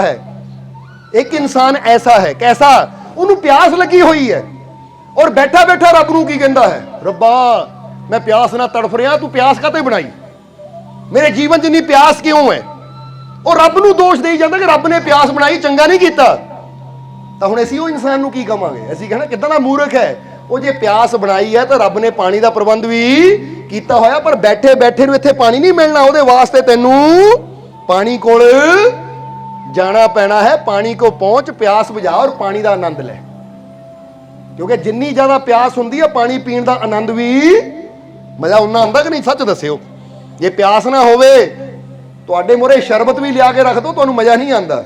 ਤੁਸੀਂ ਇੱਕ ਘੁੱਟ ਭਰ ਕੇ ਬਸ ਵੀ ਪੇਟ ਭਰਿਆ, ਤਾਂ ਜੇ ਪਿਆਸ ਹੋਵੇ ਤਾਂ ਬੰਦਾ ਲੀਟਰ ਪਾਣੀ, ਪੂਰਾ ਗਲਾਸ, ਜੱਗ ਭਰ ਕੇ ਪਾਣੀ ਦਾ ਘਟਾਘਟ ਪੀ ਜਾਂਦਾ, ਬੜਾ ਸਵਾਦ।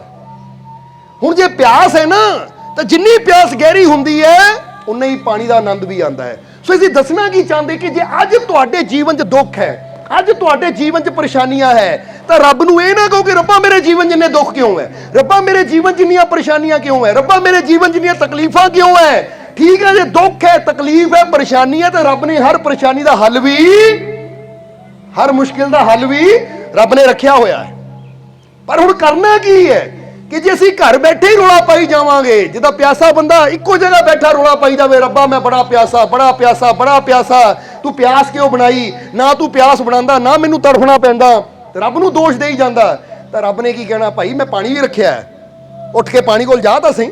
ਇੱਦਾਂ ਹੀ ਤੁਹਾਨੂੰ ਕਵਾਂਗੇ, ਜੇ ਤੁਹਾਡੇ ਜੀਵਨ 'ਚ ਕਿਸੇ ਤਰ੍ਹਾਂ ਦੇ ਵੀ ਦੁੱਖ, ਪਰੇਸ਼ਾਨੀ, ਮੁਸੀਬਤ ਹੈ ਨਾ, ਤਾਂ ਚਾਹੇ ਉਹ ਸਰੀਰਕ ਹੋਵੇ, ਮਾਨਸਿਕ ਹੋਵੇ, ਆਤਮਿਕ ਹੋਵੇ, ਇਨਸਾਨ ਦੀ ਹਰ ਮੁਸ਼ਕਿਲ ਦਾ ਹੱਲ ਉਹ ਪ੍ਰਮਾਤਮਾ ਨੇ ਪਹਿਲੇ ਹੀ ਰੱਖਿਆ ਹੋਇਆ ਹੈ।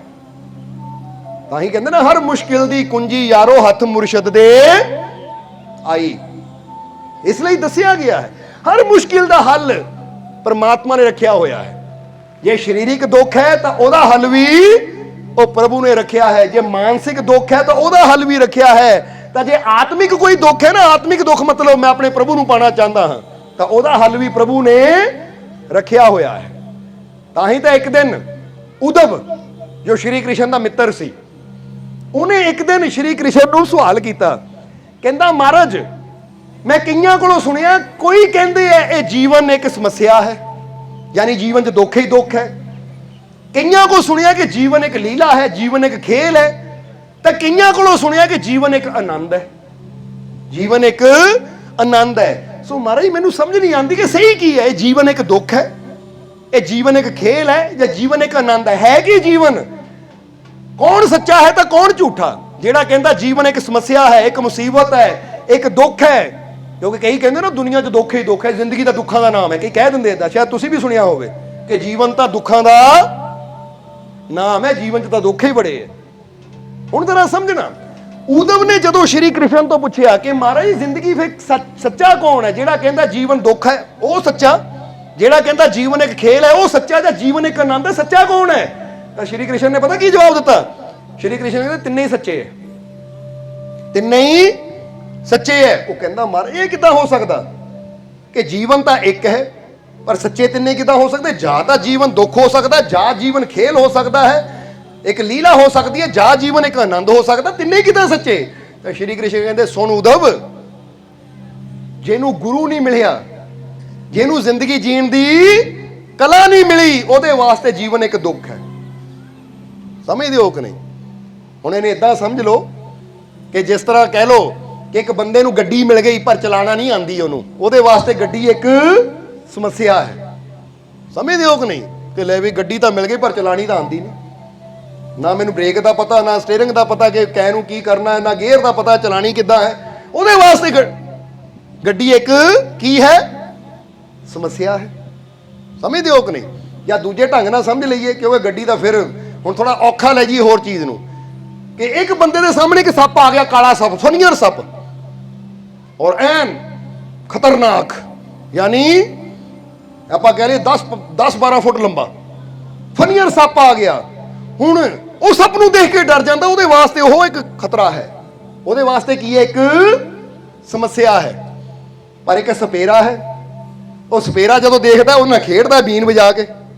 ਬੋਲੋ ਸਮਝਦੇ ਹੋ ਕਿ ਨਹੀਂ? ਉਹ ਬੀਨ ਵਜਾਉਂਦਾ, ਸੱਪ ਐ ਕਰਦਾ, ਉਹ ਖੇਡ ਤਮਾਸ਼ਾ ਕਰਦਾ ਹੈ। ਕਈਆਂ ਨੂੰ ਸਪੇਰਿਆਂ ਨੂੰ ਦੇਖਦੇ ਹੋ ਨਾ ਤੁਸੀਂ, ਉਹ ਸੱਪ ਦਾ ਤਮਾਸ਼ਾ ਦਿਖਾਉਂਦੇ ਆ।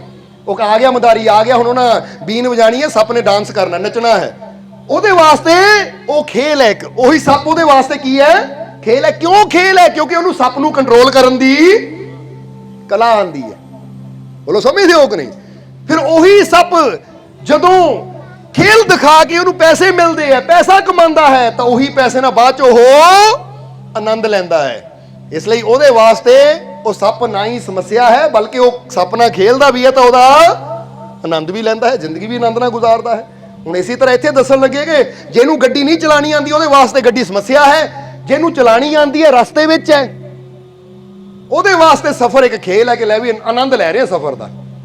ਆ ਦੇਖੋ ਰਸਤੇ 'ਚ ਪਹਾੜ ਹੈ, ਇੱਧਰ ਝਰਨੇ ਹੈ, ਯਾਨੀ ਜਿੱਧਰ ਵੀ ਜਾਂਦਾ ਆਨੰਦ ਲੈ ਰਿਹਾ ਸਫ਼ਰ ਦਾ, ਯਾਨੀ ਉਹਨਾਂ ਵਾਸਤੇ ਉਹ ਸਫ਼ਰ ਮਜ਼ੇਦਾਰ ਹੈ। ਪਰ ਜਦੋਂ ਮੰਜ਼ਿਲ ਤੇ ਬੰਦਾ ਪਹੁੰਚ ਜਾਂਦਾ ਹੈ ਤਾਂ ਮੰਜ਼ਿਲ ਤੇ ਪਹੁੰਚ ਕੇ ਕਹਿੰਦਾ ਜਿਸ ਗੱਡੀ ਦੀ ਵਜ੍ਹਾ ਨਾਲ ਮੈਨੂੰ ਮੰਜ਼ਿਲ ਮਿਲ ਗਈ, ਮੈਂ ਬੜਾ ਖੁਸ਼ ਹਾਂ। ਬੰਦਾ ਕਹਿੰਦਾ ਕਿ ਨਹੀਂ? ਅਗਰ ਇਹ ਗੱਡੀ ਨਾ ਹੁੰਦੀ ਤਾਂ ਮੈਨੂੰ ਇੱਥੇ ਆਉਣ ਨੂੰ ਕਿੰਨੀਆਂ ਦਿੱਕਤਾਂ ਆਣੀਆਂ ਸੀ। ਹੁਣ ਇਹੀ ਗੱਲ ਇੱਥੇ ਸ਼੍ਰੀ ਕ੍ਰਿਸ਼ਨ ਕਹਿ ਰਹੇ ਹੈ ਕਿ ਜੀਵਨ ਦੁੱਖ ਵੀ ਹੈ, ਜੀਵਨ ਖੇਲ ਵੀ ਹੈ, ਤਾਂ ਜੀਵਨ ਆਨੰਦ ਵੀ ਹੈ। ਹੁਣ ਇੱਕ ਇਨਸਾਨ ਉਹ ਹੈ ਜਿਹਨੂੰ ਗੁਰੂ ਨਹੀਂ ਮਿਲਿਆ, ਉਹਦੇ ਵਾਸਤੇ ਜੀਵਨ ਇੱਕ ਦੁੱਖ ਹੈ, ਕਿਉਂਕਿ ਉਹਨੂੰ ਜ਼ਿੰਦਗੀ ਜੀਣ ਦੀ, ਗੱਡੀ ਚਲਾਉਣ ਦੀ, ਜ਼ਿੰਦਗੀ ਦੀ ਗੱਡੀ ਚਲਾਉਣ ਦੀ ਕਲਾ ਹੀ ਨਹੀਂ ਆਂਦੀ ਉਹਨੂੰ। ਇਸ ਲਈ ਉਹਦੇ ਵਾਸਤੇ ਜੀਵਨ ਇੱਕ ਕੀ ਹੈ? ਦੁੱਖ ਹੈ, ਕਿਉਂਕਿ ਉਹਨੂੰ ਪਤਾ ਹੀ ਨਹੀਂ ਹੈ ਕਿ ਜ਼ਿੰਦਗੀ ਜੀਣੀ ਕਿੱਦਾਂ ਹੈ। ਇਹ ਤਾਂ ਜ਼ਰਾ ਸੋਚ ਕੇ ਦੇਖੋ, ਬਹੁਤ ਜੀਵ ਇਦਾਂ ਦੇ ਬੈਠੇ ਆ ਕਿ ਇੱਥੇ ਕਾਫੀ ਜੀਵ ਨਵੇਂ ਹੈ, ਕਿਤੇ ਦਰਬਾਰ ਤੇ ਬੈਠੇ ਹੋਏ ਤਾਂ ਪੁੱਛੀਦਾ ਨਾ ਕਿ ਦੱਸੋ ਵੀ ਸਤਸੰਗ ਵਿੱਚ ਆਉਣ ਨਾਲ ਕਿੰਨੇ ਜੀਵਾਂ ਨੂੰ ਜ਼ਿੰਦਗੀ ਜੀਣ ਦੀ ਕਲਾ ਮਿਲੀ ਹੈ, ਕਿੰਨੇ ਜੀਵਾਂ ਦੇ ਜੀਵਨ 'ਚ ਆਨੰਦ ਆਇਆ, ਕਿੰਨੇ ਜੀਵਾਂ ਨੂੰ ਖੁਸ਼ੀ ਮਿਲੀ ਹੈ, ਤਾਂ ਤਕਰੀਬਨ ਸਾਰੇ ਪੰਡਾਲ ਦੇ ਹੱਥ ਖੜ ਜਾਂਦੇ ਕਿ ਮਾਲਕੋ ਸਤਸੰਗ ਸੁਣ ਕੇ ਵਾਕਈ ਜ਼ਿੰਦਗੀ 'ਚ ਆਨੰਦ ਕਿੱਦਾਂ ਲਿਆਇਆ ਜਾਂਦਾ, ਕਿੱਦਾਂ ਆਨੰਦ ਨਾਲ ਜੁੜਿਆ ਜਾਂਦਾ, ਪਤਾ ਲੱਗ ਗਿਆ। ਕਿਉਂਕਿ ਬਹੁਤ ਜੀਵ ਇਦਾਂ ਦੇ ਜਿਹੜੇ ਕਹਿੰਦੇ ਹੈ ਕਿ ਅਸੀਂ ਮਰਨ ਤੱਕ ਨੂੰ, ਯਾਨੀ ਸੋਚ ਲਿਆ ਸੀ, ਮਰਨ ਤੱਕ ਦੀ ਸੋਚ ਆ ਗਈ ਸੀ, ਇੰਨੇ ਡਿਪਰੈਸ਼ਨ 'ਚ ਚਲੇ ਗਏ ਸੀ, ਇੰਨੇ ਅਸੀਂ ਨਿਰਾਸ਼ ਹੋ ਗਏ ਸੀ, ਪਰ ਜਿੱਦਾਂ ਹੀ ਸਤਸੰਗ ਸੁਣਿਆ ਤਾਂ ਸਾਡੀ ਉਹ ਸੋਚ ਹੀ ਬਦਲ ਗਈ ਕਿ ਜੀਵਨ 'ਚ ਠੀਕ ਹੈ ਦੁੱਖ ਹੈ, ਪਰੇਸ਼ਾਨੀਆਂ ਹੈ, ਪਰ ਇਹ ਦੁੱਖ ਉਦੋਂ ਤੱਕ ਹੈ ਜਦ ਤੱਕ ਸਾਨੂੰ ਉਹ ਖੁਸ਼ੀਆਂ ਨੂੰ ਪਾਉਣ ਦੀ ਕਲਾ ਨਹੀਂ ਆਉਂਦੀ। ਇਹ ਪਿਆਸ ਉਦੋਂ ਤੱਕ ਹੈ ਜਦ ਤੱਕ ਪਾਣੀ ਨੂੰ ਪੀਣ ਦਾ ਜਾਂ ਪਾਣੀ ਤੱਕ ਪਹੁੰਚਣ ਦਾ ਸਾਨੂੰ ਰਸਤਾ ਨਹੀਂ ਮਿਲਦਾ। ਜਦੋਂ ਪਾਣੀ ਮਿਲ ਜਾਂਦਾ ਹੈ ਤਾਂ ਉਹੀ ਪਿਆਸ ਵੀ ਆਨੰਦ ਵੀ ਦਿੰਦੀ ਹੈ, ਪਾਣੀ ਪੀ ਕੇ ਬੰਦਾ ਕਿੰਨਾ ਆਨੰਦਿਤ ਹੁੰਦਾ ਹੈ। ਇਸ ਲਈ ਜਿਨ੍ਹਾਂ ਦੇ ਕੋਲ ਗੁਰੂ ਨਹੀਂ ਹੈ, ਸ਼੍ਰੀ ਕ੍ਰਿਸ਼ਨ ਕਹਿੰਦੇ ਉਹਦੇ ਵਾਸਤੇ ਜ਼ਿੰਦਗੀ ਇੱਕ ਸਮੱਸਿਆ ਹੈ। ਫਿਰ ਜਿਹਨੂੰ ਗੁਰੂ ਮਿਲ ਜਾਂਦਾ ਹੈ ਉਹਦੇ ਵਾਸਤੇ ਜ਼ਿੰਦਗੀ ਇੱਕ ਖੇਲ ਬਣ ਜਾਂਦੀ ਹੈ। ਉਹ ਇਸੇ ਤਰ੍ਹਾਂ ਜ਼ਿੰਦਗੀ ਨਾਲ ਖੇਡਦਾ ਹੈ ਜਿੱਦਾਂ ਇੱਕ ਸਪੇਰਾ ਸਪਨਾ ਖੇਲਦਾ ਹੈ। ਤਾਂ ਜਿਹੜਾ ਗੁਰੂ ਦੇ ਰਸਤੇ ਚੱਲ ਕੇ ਉਹ ਪਰਮਾਨੰਦ ਨੂੰ ਪਾ ਲੈਂਦਾ ਹੈ, ਪ੍ਰਭੂ ਨੂੰ ਪਾ ਲੈਂਦਾ, ਉਹਦੇ ਵਾਸਤੇ ਜ਼ਿੰਦਗੀ ਇੱਕ ਆਨੰਦ ਹੈ। ਸਮਝਦੇ ਹੋ ਕਿ ਨਹੀਂ? ਜਿਹਨੂੰ ਗੁਰੂ ਨਹੀਂ ਮਿਲਿਆ ਉਹਦੇ ਵਾਸਤੇ ਦੁੱਖ ਹੈ, ਸਮੱਸਿਆ ਹੈ, ਜਿਹਨੂੰ ਗੁਰੂ ਮਿਲ ਜਾਂਦਾ ਹੈ ਉਹਦੇ ਵਾਸਤੇ ਖੇਲ ਬਣ ਜਾਂਦੀ, ਤੇ ਜਿਹੜਾ ਗੁਰੂ ਦੇ ਦੱਸੇ ਰਸਤੇ ਤੇ ਚੱਲ ਕੇ ਉਹ ਮੰਜ਼ਿਲ ਤੇ ਪਹੁੰਚ ਜਾਂਦਾ ਹੈ ਉਹਦੇ ਵਾਸਤੇ ਜ਼ਿੰਦਗੀ ਕੀ ਬਣ ਜਾਂਦੀ ਹੈ? ਆਨੰਦ ਬਣ ਜਾਂਦੀ ਹੈ। ਫਿਰ ਕਬੀਰ ਸਾਹਿਬ ਮੰਗੋ ਅੰਦਰੋਂ ਆਂਦਾ, ਜਿਸ ਮਰਨੇ ਤੇ ਜਗ ਡਰੇ ਮੇਰੇ ਮਨੇ ਆਨੰਦ। ਫਿਰ ਆਨੰਦ ਹੈ। ਸਮਝਦੇ ਹੋ ਕਿ ਨਹੀਂ? ਹੁਣ ਜਰਾ ਇੱਕ ਸਵਾਲ ਤੁਹਾਨੂੰ ਵੀ ਪੁੱਛ ਲਈਏ, ਅੱਜ ਮੌਤ ਤੋਂ ਡਰ ਲੱਗਦਾ ਕਿ ਨਹੀਂ? ਨਹੀਂ ਲੱਗਦਾ? ਸੱਚੀ ਸੱਚ ਬੋਲਿਓ। ਇੱਥੇ ਤਾਂ ਕਹਿ ਦੇਣਾ ਨਹੀਂ ਲੱਗਦਾ, ਨਹੀਂ ਲੱਗਦਾ, ਪਰ ਮੌਤ ਤੋਂ ਡਰ ਤਾਂ ਲੱਗਦਾ ਹੈ, ਕਿਉਂਕਿ ਇੱਥੇ ਹੀ ਪਤਾ ਲੱਗਦਾ ਕਿ ਇਨਸਾਨ ਅੰਦਰ ਕੁਛ ਹੈ ਤਾਂ ਬਾਹਰੋਂ ਕੁਛ। ਸਮਝਦੇ ਹੋ ਕਿ ਨਹੀਂ? ਸੋ ਮੌਤ ਤੋਂ ਸਾਰਿਆਂ ਨੂੰ ਡਰ ਲੱਗਦਾ ਹੈ, ਪਰ ਜਿਹੜਾ ਗੁਰੂ ਯੁਕਤੀ ਦੇ ਜ਼ਰੀਏ, ਮੈਡੀਟੇਸ਼ਨ ਦੇ ਜ਼ਰੀਏ, ਧਿਆਨ ਦੇ ਜ਼ਰੀਏ ਆਪਣੀ ਆਤਮਾ ਨੂੰ ਉਸ ਉਚਾਈ ਤੇ ਲੈ ਜਾਂਦਾ, ਆਪਣੀ ਸੁਰਤੀ ਨੂੰ, ਜਿੱਥੇ ਪਤਾ ਲੱਗਦਾ ਕਿ ਸਰੀਰ ਔਰ ਆਤਮਾ ਇਦਾਂ ਹੈ ਕਿ ਜਦੋਂ ਚਾਹੀਏ ਆਤਮਾ ਨੂੰ ਬਾਹਰ ਲੈ ਜਾਈਏ ਸਰੀਰ ਤੋਂ, ਔਰ ਜਦੋਂ ਚਾਹੀਏ ਇਹਨੂੰ ਅੰਦਰ ਲੈ ਜਾਈਏ। ਇਸ ਲਈ ਕਦੀ ਪੜ੍ਹ ਕੇ ਦੇਖਣਾ ਸੂਖਸ਼ਮ ਸਰੀਰ ਬਾਰੇ, ਕਿਉਂਕਿ ਇਹਦੇ ਬਾਰੇ ਬੜੇ ਸੰਤਾਂ ਫਕੀਰਾਂ ਨੇ ਖੋਲ ਕੇ ਦੱਸਿਆ ਹੈ ਕਿ ਕਿੱਦਾਂ ਮੈਡੀਟੇਸ਼ਨ ਦੇ ਜ਼ਰੀਏ ਤੇਰਾ ਸੂਖਸ਼ਮ ਸਰੀਰ, ਇਹ ਸਥੂਲ ਸਰੀਰ, ਸਥੂਲ ਕਹਿ ਦਿੰਦੇ ਆ ਉਹ ਸਰੀਰ ਨੂੰ ਜਿਹੜਾ ਪਕੜ ਵਿੱਚ ਆਂਦਾ ਹੈ, ਸੂਖਸ਼ਮ ਕਹਿ ਦਿੱਤਾ ਜਾਂਦਾ ਉਹ ਸਰੀਰ ਨੂੰ ਜੋ ਪਕੜ 'ਚ ਨਹੀਂ ਆਂਦਾ, ਨਜ਼ਰ ਨਹੀਂ ਆਂਦਾ, ਜਿਹਨੂੰ ਆਪਾਂ ਕਹਿੰਦੇ ਨਾ ਆਤਮਾ ਨਜ਼ਰ ਨਹੀਂ ਆਂਦੀ। ਪਰ ਹੁਣ ਜ਼ਰਾ ਗੌਰ ਕਰਨਾ, ਆਤਮਾ ਔਰ ਸਰੀਰ ਅਲੱਗ-ਅਲੱਗ ਹੈ ਜਾਂ ਨਹੀਂ? ਮੰਨਦੇ ਹੋ ਕਿ ਨਹੀਂ ਤੁਸੀਂ? ਹੁਣ ਜੇ ਆਤਮਾ ਔਰ ਸਰੀਰ ਅਲੱਗ ਨਾ ਹੋਣ ਤਾਂ ਮੌਤ ਵੇਲੇ ਹੁੰਦਾ ਕੀ ਹੈ? ਜ਼ਰਾ ਸੋਚੋ। ਮੌਤ ਵੇਲੇ ਇਹੀ ਤਾਂ ਹੁੰਦਾ, ਸਰੀਰ ਪਿਆ ਰਹਿੰਦਾ ਤਾਂ ਆਤਮਾ, ਤਾਂ ਹੀ ਤਾਂ ਅਸੀਂ ਕਹਿੰਦੇ ਹੈ ਪ੍ਰਮਾਤਮਾ ਮਰਨ ਵਾਲੇ ਦੀ ਆਤਮਾ ਨੂੰ, ਕਿਉਂਕਿ ਸਾਨੂੰ ਵੀ ਪਤਾ ਆਤਮਾ ਕਿਤੇ ਗਈ ਹੈ। ਇਹ ਸਾਰਿਆਂ ਨੂੰ ਪਤਾ ਹੈ ਕਿ ਸਰੀਰ, ਇਹ ਜਿਸਮ, ਇਹ ਬਾਡੀ, ਇਹ ਜਿਹੜਾ ਸਾਡਾ ਹਾਰਡ ਮਾਸ ਦਾ ਬਣਿਆ ਪਿੰਜਰਾ ਹੈ ਨਾ, ਜਿੱਦਾਂ ਸ਼੍ਰੀ ਗੁਰੂ ਰਵਿਦਾਸ ਜੀ ਨੇ ਵੀ ਆਪਣੀ ਬਾਣੀ 'ਚ ਕੀ ਕਿਹਾ ਹੈ ਕਿ ਜਲ ਕੀ ਭੀਤ ਪਵਨ ਕਾ ਥੰਬਾ ਰਕਤ ਬੂੰਦ ਕਾ ਗਾਰਾ ਹਾਰਡ ਮਾਸ ਨਾੜੀ ਕੋ ਪਿੰਜਰ ਪੰਖੀ ਵਸੇ ਵਿਚਾਰਾ। ਉਹ ਕਹਿੰਦੇ ਇਹਦੇ 'ਚ ਪੰਖੀ ਰਹਿੰਦਾ ਇੱਕ ਆਤਮਾ ਦਾ ਹੱਡ ਮਾਸ ਦੇ ਪਿੰਜਰੇ ਵਿੱਚ। ਔਰ ਫਿਰ ਨਾਲ ਕਹਿੰਦੇ ਪ੍ਰਾਣੀ ਕਿਆ ਤੇਰਾ ਕਿਆ ਮੇਰਾ ਜੈਸੇ ਤਰਵਰ। ਉਹ ਕਹਿੰਦੇ ਇੱਥੇ ਤੂੰ ਕੁਝ ਦਿਨਾਂ ਦੇ ਵਾਸਤੇ ਆਇਆ, ਫਿਰ ਤੇਰਾ ਪੰਛੀ ਉੜ ਜਾਣਾ ਹੈ। ਸਮਝਦੇ ਹੋ ਕਿ ਨਹੀਂ? ਹੁਣ ਇਹੀ ਤਾਂ ਗੁਰੂ ਰਹਿਬਰ ਦੱਸਦੇ ਆ ਕਿ ਤੇਰਾ ਇਹ ਹਾਰਡ ਮਾਸ ਦਾ ਪਿੰਜਰਾ ਅਲੱਗ ਹੈ ਤਾਂ ਆਤਮਾ ਰੂਪੀ ਪੰਛੀ ਅਲੱਗ ਹੈ। ਹੁਣ ਮੈਡੀਟੇਸ਼ਨ ਧਿਆਨ ਦੇ ਜ਼ਰੀਏ ਹੁੰਦਾ ਕੀ ਹੈ? ਸਾਨੂੰ ਇਹੀ ਤਾਂ ਯੁਕਤੀ ਗੁਰੂ ਦਿੰਦੇ ਹੈ, ਸੰਤ ਫਕੀਰ ਦਿੰਦੇ, ਕਿੱਦਾਂ ਅਸੀਂ ਜਾਣ ਸਕਦੇ ਹਾਂ ਕਿ ਅਸੀਂ ਇਹ ਸਰੀਰ ਨਹੀਂ ਹੈ। ਔਰ ਜਿਹੜਾ ਇਸ ਗਿਆਨ ਨੂੰ ਪਾ ਲੈਂਦਾ ਹੈ ਨਾ, ਉਹਦੇ ਅੰਦਰੋਂ ਮੌਤ ਦਾ ਡਰ ਤਾਂ ਸਦਾ ਵਾਸਤੇ ਨਿਕਲ ਜਾਂਦਾ, ਕਿਉਂਕਿ ਉਹਨੂੰ ਪਤਾ ਹੈ ਸਰੀਰ ਛੱਡਣਾ। ਜਿਹਦਾ ਕੱਪੜਾ ਲਾ ਕੇ ਬੰਦਾ ਰੱਖ ਦਿੰਦਾ, ਉਹਨੂੰ ਪਤਾ ਕੱਪੜਾ ਹੀ ਹੈ, ਕੱਪੜ ਰੂਪ ਸੁਹਾਵਣਾ, ਮੈਂ ਤਾਂ ਅਗਲੀ ਯਾਤਰਾ ਤੇ ਜਾਣਾ ਹੈ। ਉਹਦੇ ਜੀਵਨ 'ਚ ਇੰਨਾ ਆਨੰਦ ਆ ਜਾਂਦਾ ਹੈ ਕਿ ਫਿਰ ਉਹਦੇ ਤੇ ਬਾਹਰਲੇ ਹਾਲਾਤਾਂ ਦਾ ਕੋਈ ਅਸਰ ਪੈਂਦਾ ਨਹੀਂ ਹੈ। ਫਿਰ ਉਹਨੂੰ ਜਿੱਥੇ ਮਰਜ਼ੀ ਲੈ ਜਾਓ ਉਹ ਸਦਾ ਖੁਸ਼ ਰਹਿੰਦਾ ਹੈ। ਇਹਦਾ ਮਤਲਬ ਇਹ ਨਹੀਂ ਕਿ ਉਹਨੂੰ ਕੋਈ ਤਕਲੀਫ ਨਹੀਂ ਆਣੀ। ਜਿੱਦਾਂ ਫਰਜ਼ ਕਰੋ ਕਿਤੇ ਸੱਟ ਲੱਗੀ ਤਾਂ ਖੂਨ ਨਹੀਂ ਨਿਕਲਣਾ, ਖੂਨ ਨਿਕਲਦਾ ਹੈ, ਪਰ ਉਹਦਾ ਵੀ ਆਨੰਦ ਲੈਂਦਾ ਹੈ। ਸਮਝ ਆ ਰਹੀ ਕਿ ਨਹੀਂ ਸਾਡੀ ਗੱਲ? ਹੁਣ ਕਈ ਵਾਰ ਬੰਦਾ ਕਹਿੰਦਾ ਲੈ ਵੀ ਜਿਹੜਾ ਰੱਬ ਨੂੰ ਪਾ ਲਿਆ ਉਹਨੂੰ ਕੋਈ ਦੁੱਖ ਨਹੀਂ ਆਉਂਦਾ, ਉਹਦੇ ਕੰਡਾ ਨਹੀਂ ਚੁੱਭਣਾ, ਜੇ ਉਹਦੇ ਇਦਾਂ ਨਹੀਂ, ਤਕਲੀਫਾਂ ਉਹਨਾਂ ਦੇ ਜੀਵਨ 'ਚ ਵੀ ਆਉਂਦੀਆਂ ਹੈ। ਜਦੋਂ ਜੀਸਸ ਕ੍ਰਾਈਸਟ ਦੇ ਹੱਥਾਂ 'ਚ ਕਿਲ ਠੋਕੇ ਗਏ ਸੀ ਤਾਂ ਖੂਨ ਉਹਨਾਂ ਦੇ ਵੀ ਨਿਕਲਿਆ ਸੀ। ਸਮਝਦੇ ਹੋ ਕਿ ਨਹੀਂ? ਜਦੋਂ ਸ਼੍ਰੀ ਗੁਰੂ ਅਰਜਨ ਦੇਵ ਜੀ ਨੂੰ ਤੱਤੀਆਂ ਤਵੀਆਂ ਤੇ ਬਿਠਾਇਆ ਸੀ, ਗਰਮ ਰੇਤਾ ਉਹਨਾਂ ਦੇ ਸ਼ੀਸ਼ 'ਚ ਪਾਈ ਸੀ, ਤਾਂ ਛਾਲੇ ਉਹਨਾਂ ਦੇ ਜਿਸਮ ਤੇ ਵੀ ਪਏ ਸੀ, ਪਰ ਫਿਰ ਵੀ ਕੀ ਹੋਇਆ? ਉਹਨਾਂ ਦੇ ਚਿਹਰੇ ਦੀ ਮੁਸਕਰਾਹਟ ਉਹ ਉਦਾਂ ਹੀ ਸੀ। ਇਹਨੂੰ ਕਹਿੰਦੇ ਆਨੰਦ, ਕਿ ਬਾਹਰੋਂ ਹਾਲਾਤ ਜਿੱਦਾਂ ਦੇ ਮਰਜ਼ੀ ਹੋਣ ਪਰ ਅੰਦਰੋਂ ਆਨੰਦ, ਖੁਸ਼ੀ। ਔਰ ਇੱਥੇ ਕੀ ਹੁੰਦਾ ਹੈ? ਇੱਥੇ ਬੰਦਾ ਜ਼ਰਾ ਹੁਣ ਗੌਰ ਕਰਨ ਵਾਲੀ ਗੱਲ ਹੈ, ਨਰਮ ਗੱਦਿਆਂ ਤੇ ਬੈਠਾ ਹੁੰਦਾ, ਏਸੀ ਚੱਲਦੇ ਹੁੰਦੇ, ਫਿਰ ਵੀ ਦੁਖੀ ਹੁੰਦਾ ਹੈ। ਫਿਰ ਵੀ ਹਾਏ ਕੀ ਬਣੂ ਮੇਰਾ, ਹਾਏ ਕੀ ਬਣੂ ਮੇਰੇ ਬੱਚਿਆਂ ਦਾ। ਇਹਦਾ ਮਤਲਬ ਕੀ ਹੈ? ਅੰਦਰ ਅਸੀਂ ਉਹ ਚੀਜ਼ ਨੂੰ ਸਮਝਿਆ ਹੀ ਨਹੀਂ ਹੈ ਕਿ ਕਿੱਡਾ ਵੱਡਾ ਆਨੰਦ ਸਾਡੇ ਅੰਦਰ ਹੈ। ਜਦੋਂ ਅੰਦਰਲੇ ਆਨੰਦ ਨੂੰ ਜਾਣ ਲੈਂਦੇ ਆ ਤਾਂ ਬਾਹਰੋਂ ਕੁਝ ਵੀ ਹੁੰਦਾ ਚਲਾ ਜਾਵੇ, ਬੰਦੇ ਦੀ ਖੁਸ਼ੀ ਕਦੀ ਖਤਮ ਨਹੀਂ ਹੁੰਦੀ। ਇਹਨੂੰ ਕਹਿੰਦੇ ਸੱਚਾ ਸੁੱਖ। ਔਰ ਇਹ ਸੱਚਾ ਸੁੱਖ ਸਭ ਦੇ ਅੰਦਰ ਛੁਪਿਆ ਹੋਇਆ ਹੈ, ਬਸ ਥੋੜੀ ਜਿਹੀ ਮਿਹਨਤ ਕਰਨ ਦੀ ਜ਼ਰੂਰਤ ਹੈ। ਬੋਲੋ ਸਮਝਦੇ ਹੋ ਕਿ ਨਹੀਂ? ਥੋੜੀ ਜਿਹੀ ਮਿਹਨਤ ਕਰਨ ਦੀ ਜ਼ਰੂਰਤ ਹੈ, ਕਿਉਂਕਿ ਜਦੋਂ ਸੱਚੇ ਸੁੱਖ ਨੂੰ ਤੁਸੀਂ ਪਾ ਲੈਂਦੇ ਹੋ ਨਾ, ਤਾਂ ਬਾਹਰਲੀਆਂ ਚੀਜ਼ਾਂ ਨਾਲ ਤੁਸੀਂ ਇਦਾਂ ਹੁੰਦੇ ਹੋ ਕਿ ਉਹਨਾਂ ਦਾ ਲਾਭ ਤਾਂ ਲੈਂਦੇ ਹੋ, ਪਰ ਜੇ ਉਹ ਚੀਜ਼ਾਂ ਨੂੰ ਕੁਝ ਹੋ ਵੀ ਜਾਵੇ ਤਾਂ ਤੁਹਾਨੂੰ ਕੋਈ ਫੀਲ ਨਹੀਂ ਹੁੰਦਾ, ਦੁੱਖ ਨਹੀਂ ਹੁੰਦਾ ਕਿ ਮੈਂ ਵੀ ਇਹਦੇ ਪਿੱਛੇ ਰੋ ਕੇ ਆਪਣੀ ਜਾਨ ਹੀ ਗਵਾ ਦੇਵਾਂ। ਇਹਦਾ ਜ਼ਰਾ ਸੋਚ ਕੇ ਦੇਖਣਾ।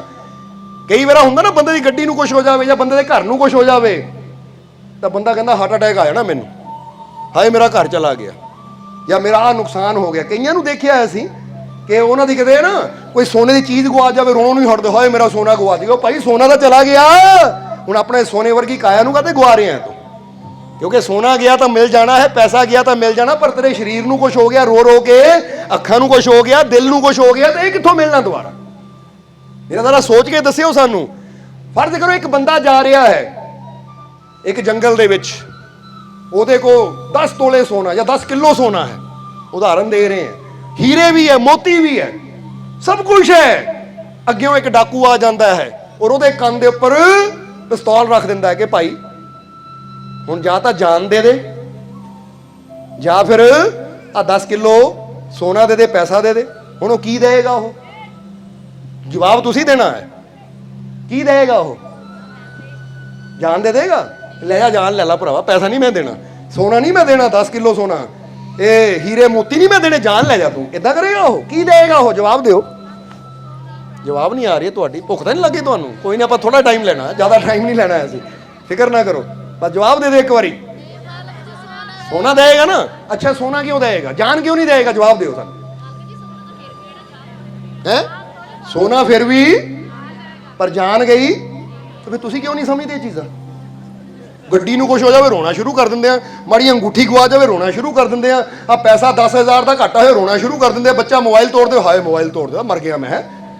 ਉਹ ਕਮਾਲ ਦੀ ਗੱਲ ਹੈ, ਚੀਜ਼ਾਂ ਪਿੱਛੇ ਅਸੀਂ ਆਪਣੀ ਜਾਨ ਨੂੰ ਦੁਖੀ ਕਰੀ ਜਾਂਦੇ, ਹਾਲਾਂਕਿ ਪਤਾ ਕਿ ਜਾਨ ਜ਼ਿਆਦਾ ਕੀਮਤੀ ਹੈ। ਜਾਨ ਹੈ ਤਾਂ ਜਹਾਨ ਹੈ। ਜੇ ਚੀਜ਼ਾਂ ਪਿੱਛੇ ਰੋ ਰੋ ਕੇ ਦੁਖੀ ਹੋ ਕੇ ਆਪਣੇ ਆਪ ਨੂੰ ਕੋਈ ਰੋਗ ਲਗਾ ਲਿਆ ਤਾਂ ਯਾਦ ਰੱਖੋ ਚੀਜ਼ ਤਾਂ ਮੁੜ ਕੇ ਮਿਲ ਜਾਣੀ, ਪਰ ਤੰਦਰੁਸਤੀ ਇੱਕ ਵਾਰ ਗਈ ਤਾਂ ਮੁੜ ਕੇ ਪਾਣੀ ਔਖੀ ਹੋ ਜਾਂਦੀ ਹੈ। ਫਿਰ ਕਿੰਨੇ ਪੈਸੇ ਲਾਣੇ ਪੈਂਦੇ ਆ, ਸਮਝਦੇ ਹੋ ਕਿ ਨਹੀਂ?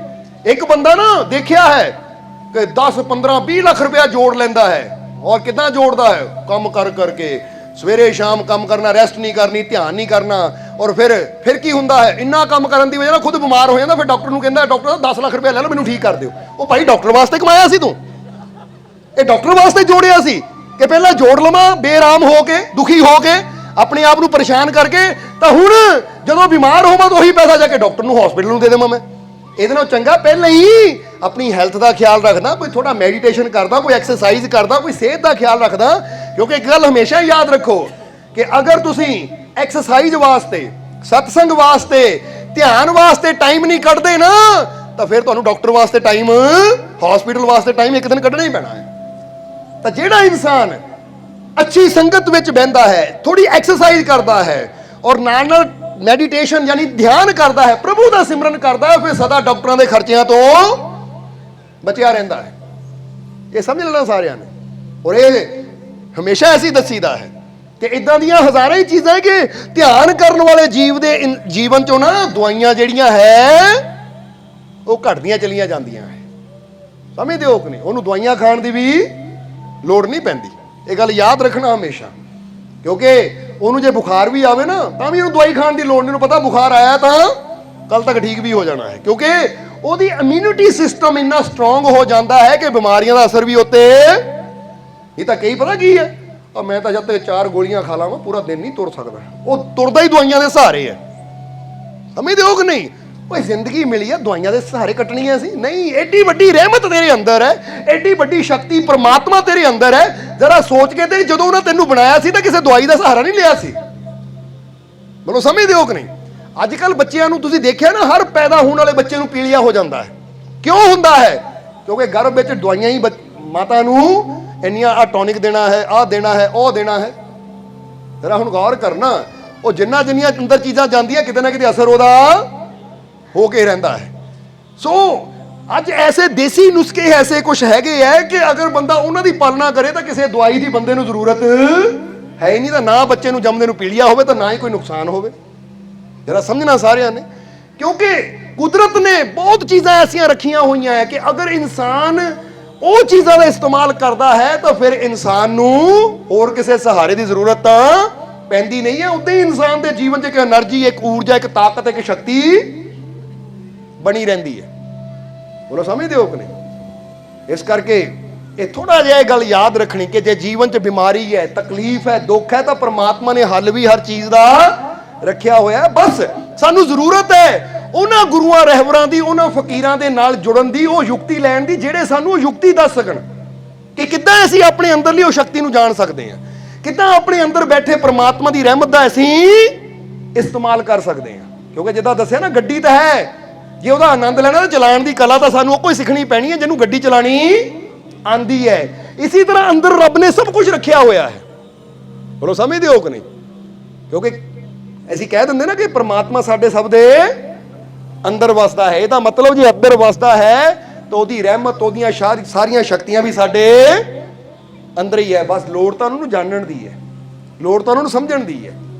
ਤਾਂ ਹੀ ਤਾਂ ਕਿਹਾ ਗਿਆ ਹੈ ਨਾ, ਕਸਤੂਰੀ ਕੁੰਡਲ ਭਸੇ ਮ੍ਰਿਗ ਦੌੜੇ ਬਨ ਮਾਹੀ, ਐਸੇ ਘਟ ਘਟ ਰਾਮ ਹੈ ਦੁਨੀਆ ਜਾਣੇ ਨਹੀਂ। ਕਿ ਕਸਤੂਰੀ ਯਾਨੀ ਪ੍ਰਮਾਤਮਾ ਤਾਂ ਤੇਰੇ ਅੰਦਰ ਹੀ ਵਸਦਾ ਹੈ, ਪਰ ਤੂੰ ਹੀ ਉਹਨੂੰ ਜਾਣਨ ਦੀ ਕੋਸ਼ਿਸ਼ ਨਹੀਂ ਕਰਦਾ।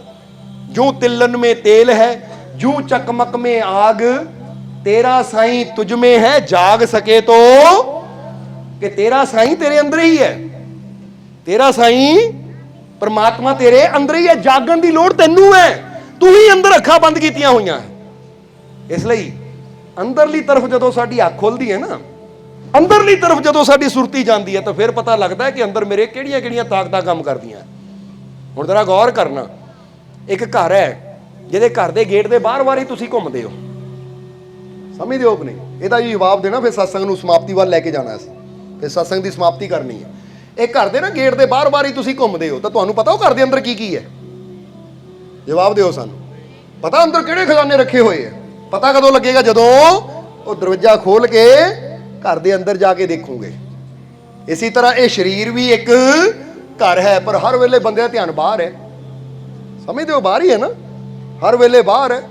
ਇਹ ਕਿ ਸੌਣ ਵੇਲੇ ਅੱਖਾਂ ਬੰਦ ਹੁੰਦੀਆਂ, ਪਰ ਜਦੋਂ ਸੌਂਦਾ ਬੰਦਾ ਤਾਂ ਫਿਰ ਸੁਪਨਿਆਂ 'ਚ ਗੁਆਚ ਜਾਂਦਾ, ਫਿਰ ਵੀ ਨਹੀਂ ਪਤਾ ਅੰਦਰ ਕੀ ਚੱਲ ਰਿਹਾ ਹੈ। ਇਸ ਲਈ ਜਾਨ ਇਹ ਤਾਂ ਉੱਦਾਂ ਹੀ ਹੁੰਦਾ ਕਿ ਘਰ ਦੇ ਅੰਦਰ ਖਜ਼ਾਨਾ ਹੈ, ਪਰ ਕਿਸੇ ਨੂੰ ਬੇਹੋਸ਼ ਕਰਕੇ ਅੰਦਰ ਫੇਰ ਹੀ ਦੇ ਦਿਓ, ਤਾਂ ਫਿਰ ਪੁੱਛੋ ਹਾਂ ਵੀ ਦੇਖ ਕੇ ਆਇਆ ਅੰਦਰ? ਉਹ ਭਾਈ ਬੇਹੋਸ਼ ਨੂੰ ਕੀ ਪਤਾ ਅੰਦਰ ਕੀ ਸੀ। ਇਸੇ ਤਰ੍ਹਾਂ ਨੀਂਦ ਵਿੱਚ ਬੰਦੇ ਨੂੰ ਕੀ ਪਤਾ ਕਿ ਮੇਰੇ ਅੰਦਰ ਕੀ ਹੈ।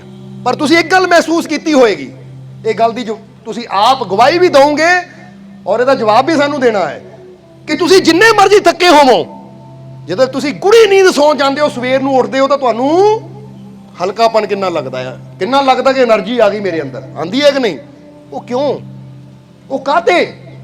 ਉਹਦਾ ਕਾਰਨ ਹੈ ਕਿ ਚਾਹੇ ਤੁਸੀਂ ਬੇਹੋਸ਼ੀ ਵਿੱਚ ਹੀ ਅੰਦਰ ਜਾਂਦੇ ਹੋ, ਪਰ ਅੰਦਰ ਜਾਣ ਨਾਲ ਹੀ ਤੁਹਾਨੂੰ ਇੰਨੀ ਸ਼ਕਤੀ ਮਿਲ ਜਾਂਦੀ ਹੈ ਕਿ ਦੂਜੇ ਦਿਨ ਪੂਰੀ ਤਰ੍ਹਾਂ ਤੁਸੀਂ ਸਾਰੇ ਕੰਮ ਕਰਨ ਨੂੰ ਤਿਆਰ ਹੋ ਜਾਂਦੇ ਹੋ। ਹੁਣ ਜੇ ਬੇਹੋਸ਼ੀ ਵਿੱਚ ਅੰਦਰ ਜਾਣ ਨਾਲ ਇੰਨੀ એનર્ਜੀ ਮਿਲ ਸਕਦੀ ਹੈ, ਤਾਂ ਜਦੋਂ ਜਾਗਦੇ ਹੋਏ ਅੰਦਰ ਜਾਵਾਂਗੇ, ਉਹਨੂੰ ਦੇਖਾਂਗੇ, ਤਾਂ ਫਿਰ ਸੋਚੋ ਕਿੰਨੀ ਸ਼ਕਤੀ ਆਏਗੀ, ਫਿਰ ਕਿੰਨੀ ਸ਼ਕਤੀ ਪੈਦਾ ਹੋਏਗੀ। ਫਿਰ ਤਾਂ ਕੋਈ ਕਮੀ ਜੀਵਨ 'ਚ ਰਹਿ ਹੀ ਨਹੀਂ ਜਾਏਗੀ। ਇਸ ਲਈ ਅੱਜ ਵਿਗਿਆਨ ਨੇ, ਤਾਂ ਹੀ ਅਸੀਂ ਸਾਨੂੰ ਉਹ ਸ਼ੋਧ ਬੜੀ ਪਿਆਰੀ ਲੱਗਦੀ ਜਦੋਂ ਇੱਕ ਵਿਗਿਆਨਿਕ ਸਰਚ ਕਰਕੇ ਗੱਲ ਕਹਿੰਦਾ ਹੈ। ਅੱਜ ਵਿਗਿਆਨ ਵੀ ਮੰਨਦਾ ਹੈ ਕਿ ਅਗਰ ਤੂੰ 8 ਘੰਟੇ ਦੀ ਨੀਂਦ ਲੈਂਦਾ ਹੈ ਨਾ, ਔਰ 2 ਘੰਟੇ ਤੂੰ ਗਹਿਰੇ ਧਿਆਨ ਵਿੱਚ ਜਾਂਦਾ ਹੈ, ਤਾਂ ਤੇਰੀ 8 ਘੰਟੇ ਦੀ ਨੀਂਦ ਤੋਂ ਵੀ ਜ਼ਿਆਦਾ ਵਧੀਆ એનર્ਜੀ ਤੈਨੂੰ 2 ਘੰਟੇ ਦੇ ਗਹਿਰੇ ਮੈਡੀਟੇਸ਼ਨ ਨਾਲ ਮਿਲ ਜਾਂਦੀ ਹੈ। ਜ਼ਰਾ ਹੁਣ ਸੋਚਣਾ, ਤਾਂ ਹੀ ਤਾਂ ਸ਼੍ਰੀ ਕ੍ਰਿਸ਼ਨ ਨੇ ਕਿਹਾ ਹੈ ਗੀਤਾ ਦੇ ਅੰਦਰ ਕਿ ਜੋਗੀ ਉਦੋਂ ਵੀ ਜਾਗਦਾ ਜਦੋਂ ਸਾਰੀ ਦੁਨੀਆ ਸੁੱਤੀ ਹੁੰਦੀ ਹੈ। ਤਾਂ ਗੁਰਬਾਣੀ 'ਚ ਵੀ ਲਾਈਨ ਆਈ ਹੈ ਨਾ ਕਿ ਭਿੰਨੀ ਰਹਿਣੜੀਏ ਚਮਕਣ ਤਾਰੇ, ਜਾਗੇ ਸੰਤ ਜਨਾ ਮੇਰੇ ਰਾਮ ਪਿਆਰੇ। ਕਿ ਜਦੋਂ ਤਾਰੇ ਚਮਕਦੇ ਆ ਨਾ, ਸਾਰੀ ਦੁਨੀਆ ਸੌਂਦੀ ਹੈ, ਪਰ ਕੌਣ ਜਾਗਦਾ ਹੈ?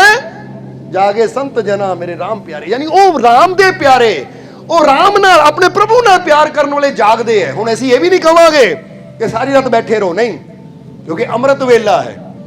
ਸੂਰਜ ਨਿਕਲਣ ਤੋਂ 1.5 ਘੰਟਾ ਪਹਿਲਾਂ ਉੱਠੀਏ ਨਾ, ਅਗਰ ਤੁਸੀਂ ਸਹੀ ਢੰਗ ਦੇ ਨਾਲ, ਸਹੀ ਤਰੀਕੇ ਦੇ ਨਾਲ, ਸਹੀ ਵਿਧੀ ਨਾਲ ਅਗਰ ਅੱਧਾ ਘੰਟਾ ਵੀ ਤੁਸੀਂ ਧਿਆਨ ਕਰ ਲਵੋ, ਤਾਂ ਇੰਨੀ ਸ਼ਕਤੀ ਤੁਹਾਨੂੰ ਆਪਣੇ ਅੰਦਰ ਫੀਲ ਹੋਏਗੀ ਕਿ ਤੁਸੀਂ ਕਹੋਗੇ ਦੱਸੋ ਵੀ ਪਹਾੜ ਚੜ੍ਹਨਾ ਮੈਂ ਚੜ੍ਹਨ ਨੂੰ ਤਿਆਰ। ਉਹ ਸਮਝਦੇ ਹੋ? ਪਰ ਅੱਜ ਅਸੀਂ ਕਈ ਵਾਰ ਦੱਸੀ ਨਾ, ਕਿਸੇ ਨੌਜਵਾਨ ਨੂੰ ਕਹੋ ਨਾ, ਨੌਜਵਾਨ ਦੀ ਗੱਲ ਕਰੋ, ਕਿਸੇ ਨੂੰ ਵੀ ਕਹੋ, ਆ ਭਾਈ ਆ 2 ਕਿਲੋਮੀਟਰ ਤੁਰ ਕੇ ਜਾਣਾ ਹੈ, 2 ਕਿਲੋਮੀਟਰ ਤੁਰਨਾ? ਨਹੀਂ ਭਾਈ ਮੈਂ ਨਹੀਂ ਤੁਰ ਸਕਦਾ। ਉਹ ਸਮਝਦੇ ਹੋ ਜਾਣਾ ਨਹੀਂ? ਪਰ ਅਸੀਂ ਤੁਹਾਨੂੰ ਕਹਾਂਗੇ, ਜਰਾ ਹੁਣ ਗੌਰ ਕਰਨਾ। ਇੱਥੇ ਲੜਕੇ ਗਵਾਹ ਹੈ ਕਿ ਅਸੀਂ ਸਵੇਰੇ ਸਵੇਰੇ ਜਦੋਂ ਕਦੀ ਸੈਰ ਕਰਨ ਜਾਈਦਾ ਸੀ ਨਾ, ਦੌੜਨ, ਤਾਂ ਅਸੀਂ ਇੱਕ ਟਾਈਮ ਰੱਖਿਆ ਹੁੰਦਾ ਕਿ 10 ਕਿਲੋਮੀਟਰ ਤੋਂ ਪਹਿਲਾਂ ਨਹੀਂ ਰੁਕਣਾ। ਇੱਕ ਵਾਰੀ ਸ਼ੁਰੂ ਕਰਨਾ ਤਾਂ 10 ਕਿਲੋਮੀਟਰ ਤੇ ਜਾ ਕੇ ਰੁਕਣਾ, ਫਿਰ ਉੱਥੋਂ ਸ਼ੁਰੂ ਕਰਨਾ, ਫਿਰ 10 ਕਿਲੋਮੀਟਰ ਦਰਬਾਰ ਦੇ ਗੇਟ ਮੂਹਰੇ ਆ ਕੇ ਰੁਕਣਾ, ਵਿੱਚ ਇੱਕ ਬ੍ਰੇਕ ਨਹੀਂ ਲਾਣੀ। ਕਿਉਂਕਿ ਇੰਨਾ ਹੋਣਾ ਚਾਹੀਦਾ એનર્ਜੀ ਕਿ ਇਨਸਾਨ ਮਨ 'ਚ ਸੋਚਦਾ ਹੈ ਕਿ ਭਾਈ ਆਹ ਕੰਮ ਦੁਨੀਆ ਕਹਿੰਦੀ ਮੇਰੇ ਤੋਂ ਨਹੀਂ ਹੋਣਾ, ਲੈ ਦੱਸ ਕੀ ਕਰਨਾ, ਮੈਂ ਕਰਨ ਨੂੰ ਤਿਆਰ ਹਾਂ। ਇੰਨੀ ਪਾਵਰ ਹੈ। ਹੁਣ ਜਰਾ ਗੌਰ ਕਰਨਾ, ਇੱਕ ਇੰਜਣ ਹੈ ਗੱਡੀ ਦਾ, ਉਹ 100 ਡੱਬਾ ਉਦੋਂ ਹੀ ਖਿੱਚ ਸਕਦਾ ਜਦੋਂ ਉਹਦੇ ਅੰਦਰ ਪੂਰੀ ਕੀ ਹੋਵੇ? ਪਾਵਰ ਹੋਵੇ, ਪੂਰੀ એનર્ਜੀ ਹੋਵੇ। ਇਸੇ ਤਰ੍ਹਾਂ ਅਗਰ ਤੁਹਾਡੀ એનર્ਜੀ ਭਰਪੂਰ ਹੈ ਨਾ, ਤਾਂ ਤੁਸੀਂ ਕਹਣਾ ਦੱਸੋ ਵੀ ਕੀ ਕਰਨਾ ਹੈ। ਮੈਂ ਅੱਗੇ ਅੱਗੇ ਦੇਖੋ, ਤੁਸੀਂ ਆਓ ਮੇਰੇ ਪਿੱਛੇ ਪਿੱਛੇ। ਤੁਸੀਂ ਤਾਂ ਉਹਨਾਂ ਨੂੰ ਵੀ ਹੱਥ ਫੜ ਕੇ ਖਿੱਚਦੇ ਫਿਰੋਗੇ ਜਿਹੜੇ 2 ਕਦਮ ਤੁਰਨ ਨੂੰ ਤਿਆਰ ਨਹੀਂ। ਇਹਨੂੰ ਕਹਿੰਦੇ ਜ਼ਿੰਦਗੀ। ਆਹ ਕੋਈ ਜ਼ਿੰਦਗੀ ਹੈ ਕਿ ਲੈ ਵੀ ਉੱਥੇ ਤੱਕ ਜਾਣਾ, ਮੋਟਰਸਾਈਕਲ ਦੀ ਲੋੜ ਹੈ, ਗੱਡੀ ਦੀ ਲੋੜ ਹੈ, ਬਿਨਾਂ ਗੱਡੀ ਤੋਂ ਨਹੀਂ ਜਾ ਸਕਦੇ। ਨਹੀਂ, ਜ਼ਿੰਦਗੀ ਦਾ ਮਤਲਬ ਹੈ ਕਿ ਠੀਕ ਹੈ ਗੱਡੀ ਦੀ ਸਹੂਲਤ ਹੈ, ਅਸੀਂ ਇਹ ਨਹੀਂ ਕਹਿੰਦੇ ਗੱਡੀਆਂ 'ਚ ਨਾ ਬੈਠੋ ਜਾਂ ਮੋਟਰਸਾਈਕਲਾਂ ਤੇ ਨਾ ਬੈਠੋ, ਬੈਠੋ, ਪਰ ਉਦਾਂ ਵੀ ਆਪਣੀ એનર્ਜੀ ਇੰਨੀ ਰੱਖੋ ਕਿ ਅਗਰ ਇਹ ਨਾ ਵੀ ਹੋਵੇ ਤਾਂ ਵੀ ਮੈਂ ਦੌੜ ਕੇ ਸਭ ਕੁਝ ਕਰਨ ਨੂੰ ਤਿਆਰ ਹੈ। ਇੰਨਾ ਮੈਨੂੰ ਆਪਣੇ ਆਪ ਤੇ ਪਤਾ ਹੈ, ਇਹ એનર્ਜੀ ਹੈ ਸਾਡੀ। ਸਮਝ ਆ ਰਹੀ ਕਿ ਨਹੀਂ? ਤੁਹਾਡੇ ਅੰਦਰ ਹੈ, ਪ੍ਰਮਾਤਮਾ ਨੇ ਰੱਖਿਆ ਹੋਇਆ, ਕਿਉਂਕਿ ਉਹ ਏਡੀ ਵੱਡੀ ਸ਼ਕਤੀ, ਜਿੱਦਾਂ ਅਸੀਂ ਦੱਸੀਦਾ ਕਿ ਸਰਵ ਸ਼ਕਤੀਸ਼ਾਲੀ ਪ੍ਰਮਾਤਮਾ ਤੁਹਾਡੇ ਅੰਦਰ ਵਸਦਾ ਹੈ, ਪਰ ਉਹ ਸ਼ਕਤੀ ਨੂੰ ਬਾਹਰ ਤਾਂ ਲਿਆਣਾ ਹੀ ਪੈਣਾ ਨਾ। ਇੱਕ ਪੱਥਰ ਤੇ ਵੀ ਜਦੋਂ ਸੱਟ ਵੱਜਦੀ ਤਾਂ ਫੇਰ ਹੀ ਚੰਗਿਆੜੀ ਨਿਕਲਦੀ ਹੈ, ਨਹੀਂ ਤਾਂ ਉਦਾਂ ਪਿਆ ਰਵੇ, ਪਤਾ ਹੀ ਨਹੀਂ ਲੱਗਣਾ ਇਹਦੇ ਅੰਦਰ ਅੱਗ ਹੈ। ਤਾਂ ਹੀ ਤਾਂ ਕਹਿੰਦਾ ਜੂ ਤਿਲਨ ਮੇ ਤੇਲ ਹੈ, ਜੂ ਚਕਮਕ ਮੇ ਆਗ। ਚਕਮਕ ਪੱਥਰ ਨੂੰ ਕਿਹਾ ਜਾਂਦਾ ਹੈ ਕਿ ਜਿਹਦਾ ਪੱਥਰ ਦੇ ਅੰਦਰ ਅੱਗ ਛੁਪੀ ਹੋਈ ਹੈ, ਤਿਲਾਂ ਦੇ ਵਿੱਚ ਤੇਲ ਛੁਪਿਆ ਹੋਇਆ ਹੈ, ਪਰ ਤੇਲ ਕਦੋਂ ਨਿਕਲਦਾ? ਜਦੋਂ ਤਿਲਾਂ ਨੂੰ ਕੋਲੂ 'ਚ ਪਾਇਆ ਜਾਂਦਾ ਹੈ। ਚਕਮਕ 'ਚੋਂ ਅੱਗ ਕਦੋਂ ਨਿਕਲਦੀ? ਜਦੋਂ ਉਹਨੂੰ ਰਗੜਿਆ ਜਾਂਦਾ ਹੈ। ਉਹ ਕਹਿੰਦੇ ਇਸੇ ਤਰ੍ਹਾਂ ਤੇਰਾ ਸਾਈਂ ਤੁਝ ਮੇ ਹੈ, ਤੈਨੂੰ ਵੀ ਜਾਗਣਾ ਪੈਣਾ ਹੈ, ਰਗੜਾ ਲਾਣਾ ਪੈਣਾ ਹੈ। ਮਤਲਬ ਕੀ ਹੈ? ਮਿਹਨਤ ਕਰਨੀ ਪੈਣੀ ਹੈ, ਫੇਰ ਹੀ ਤੇਰੇ ਅੰਦਰੋਂ ਸ਼ਕਤੀ ਬਾਹਰ ਆਏਗੀ। ਹੁਣ ਸ਼ਕਤੀ ਪਾਣਾ ਚਾਹੁੰਦੇ ਹੋ ਨਹੀਂ?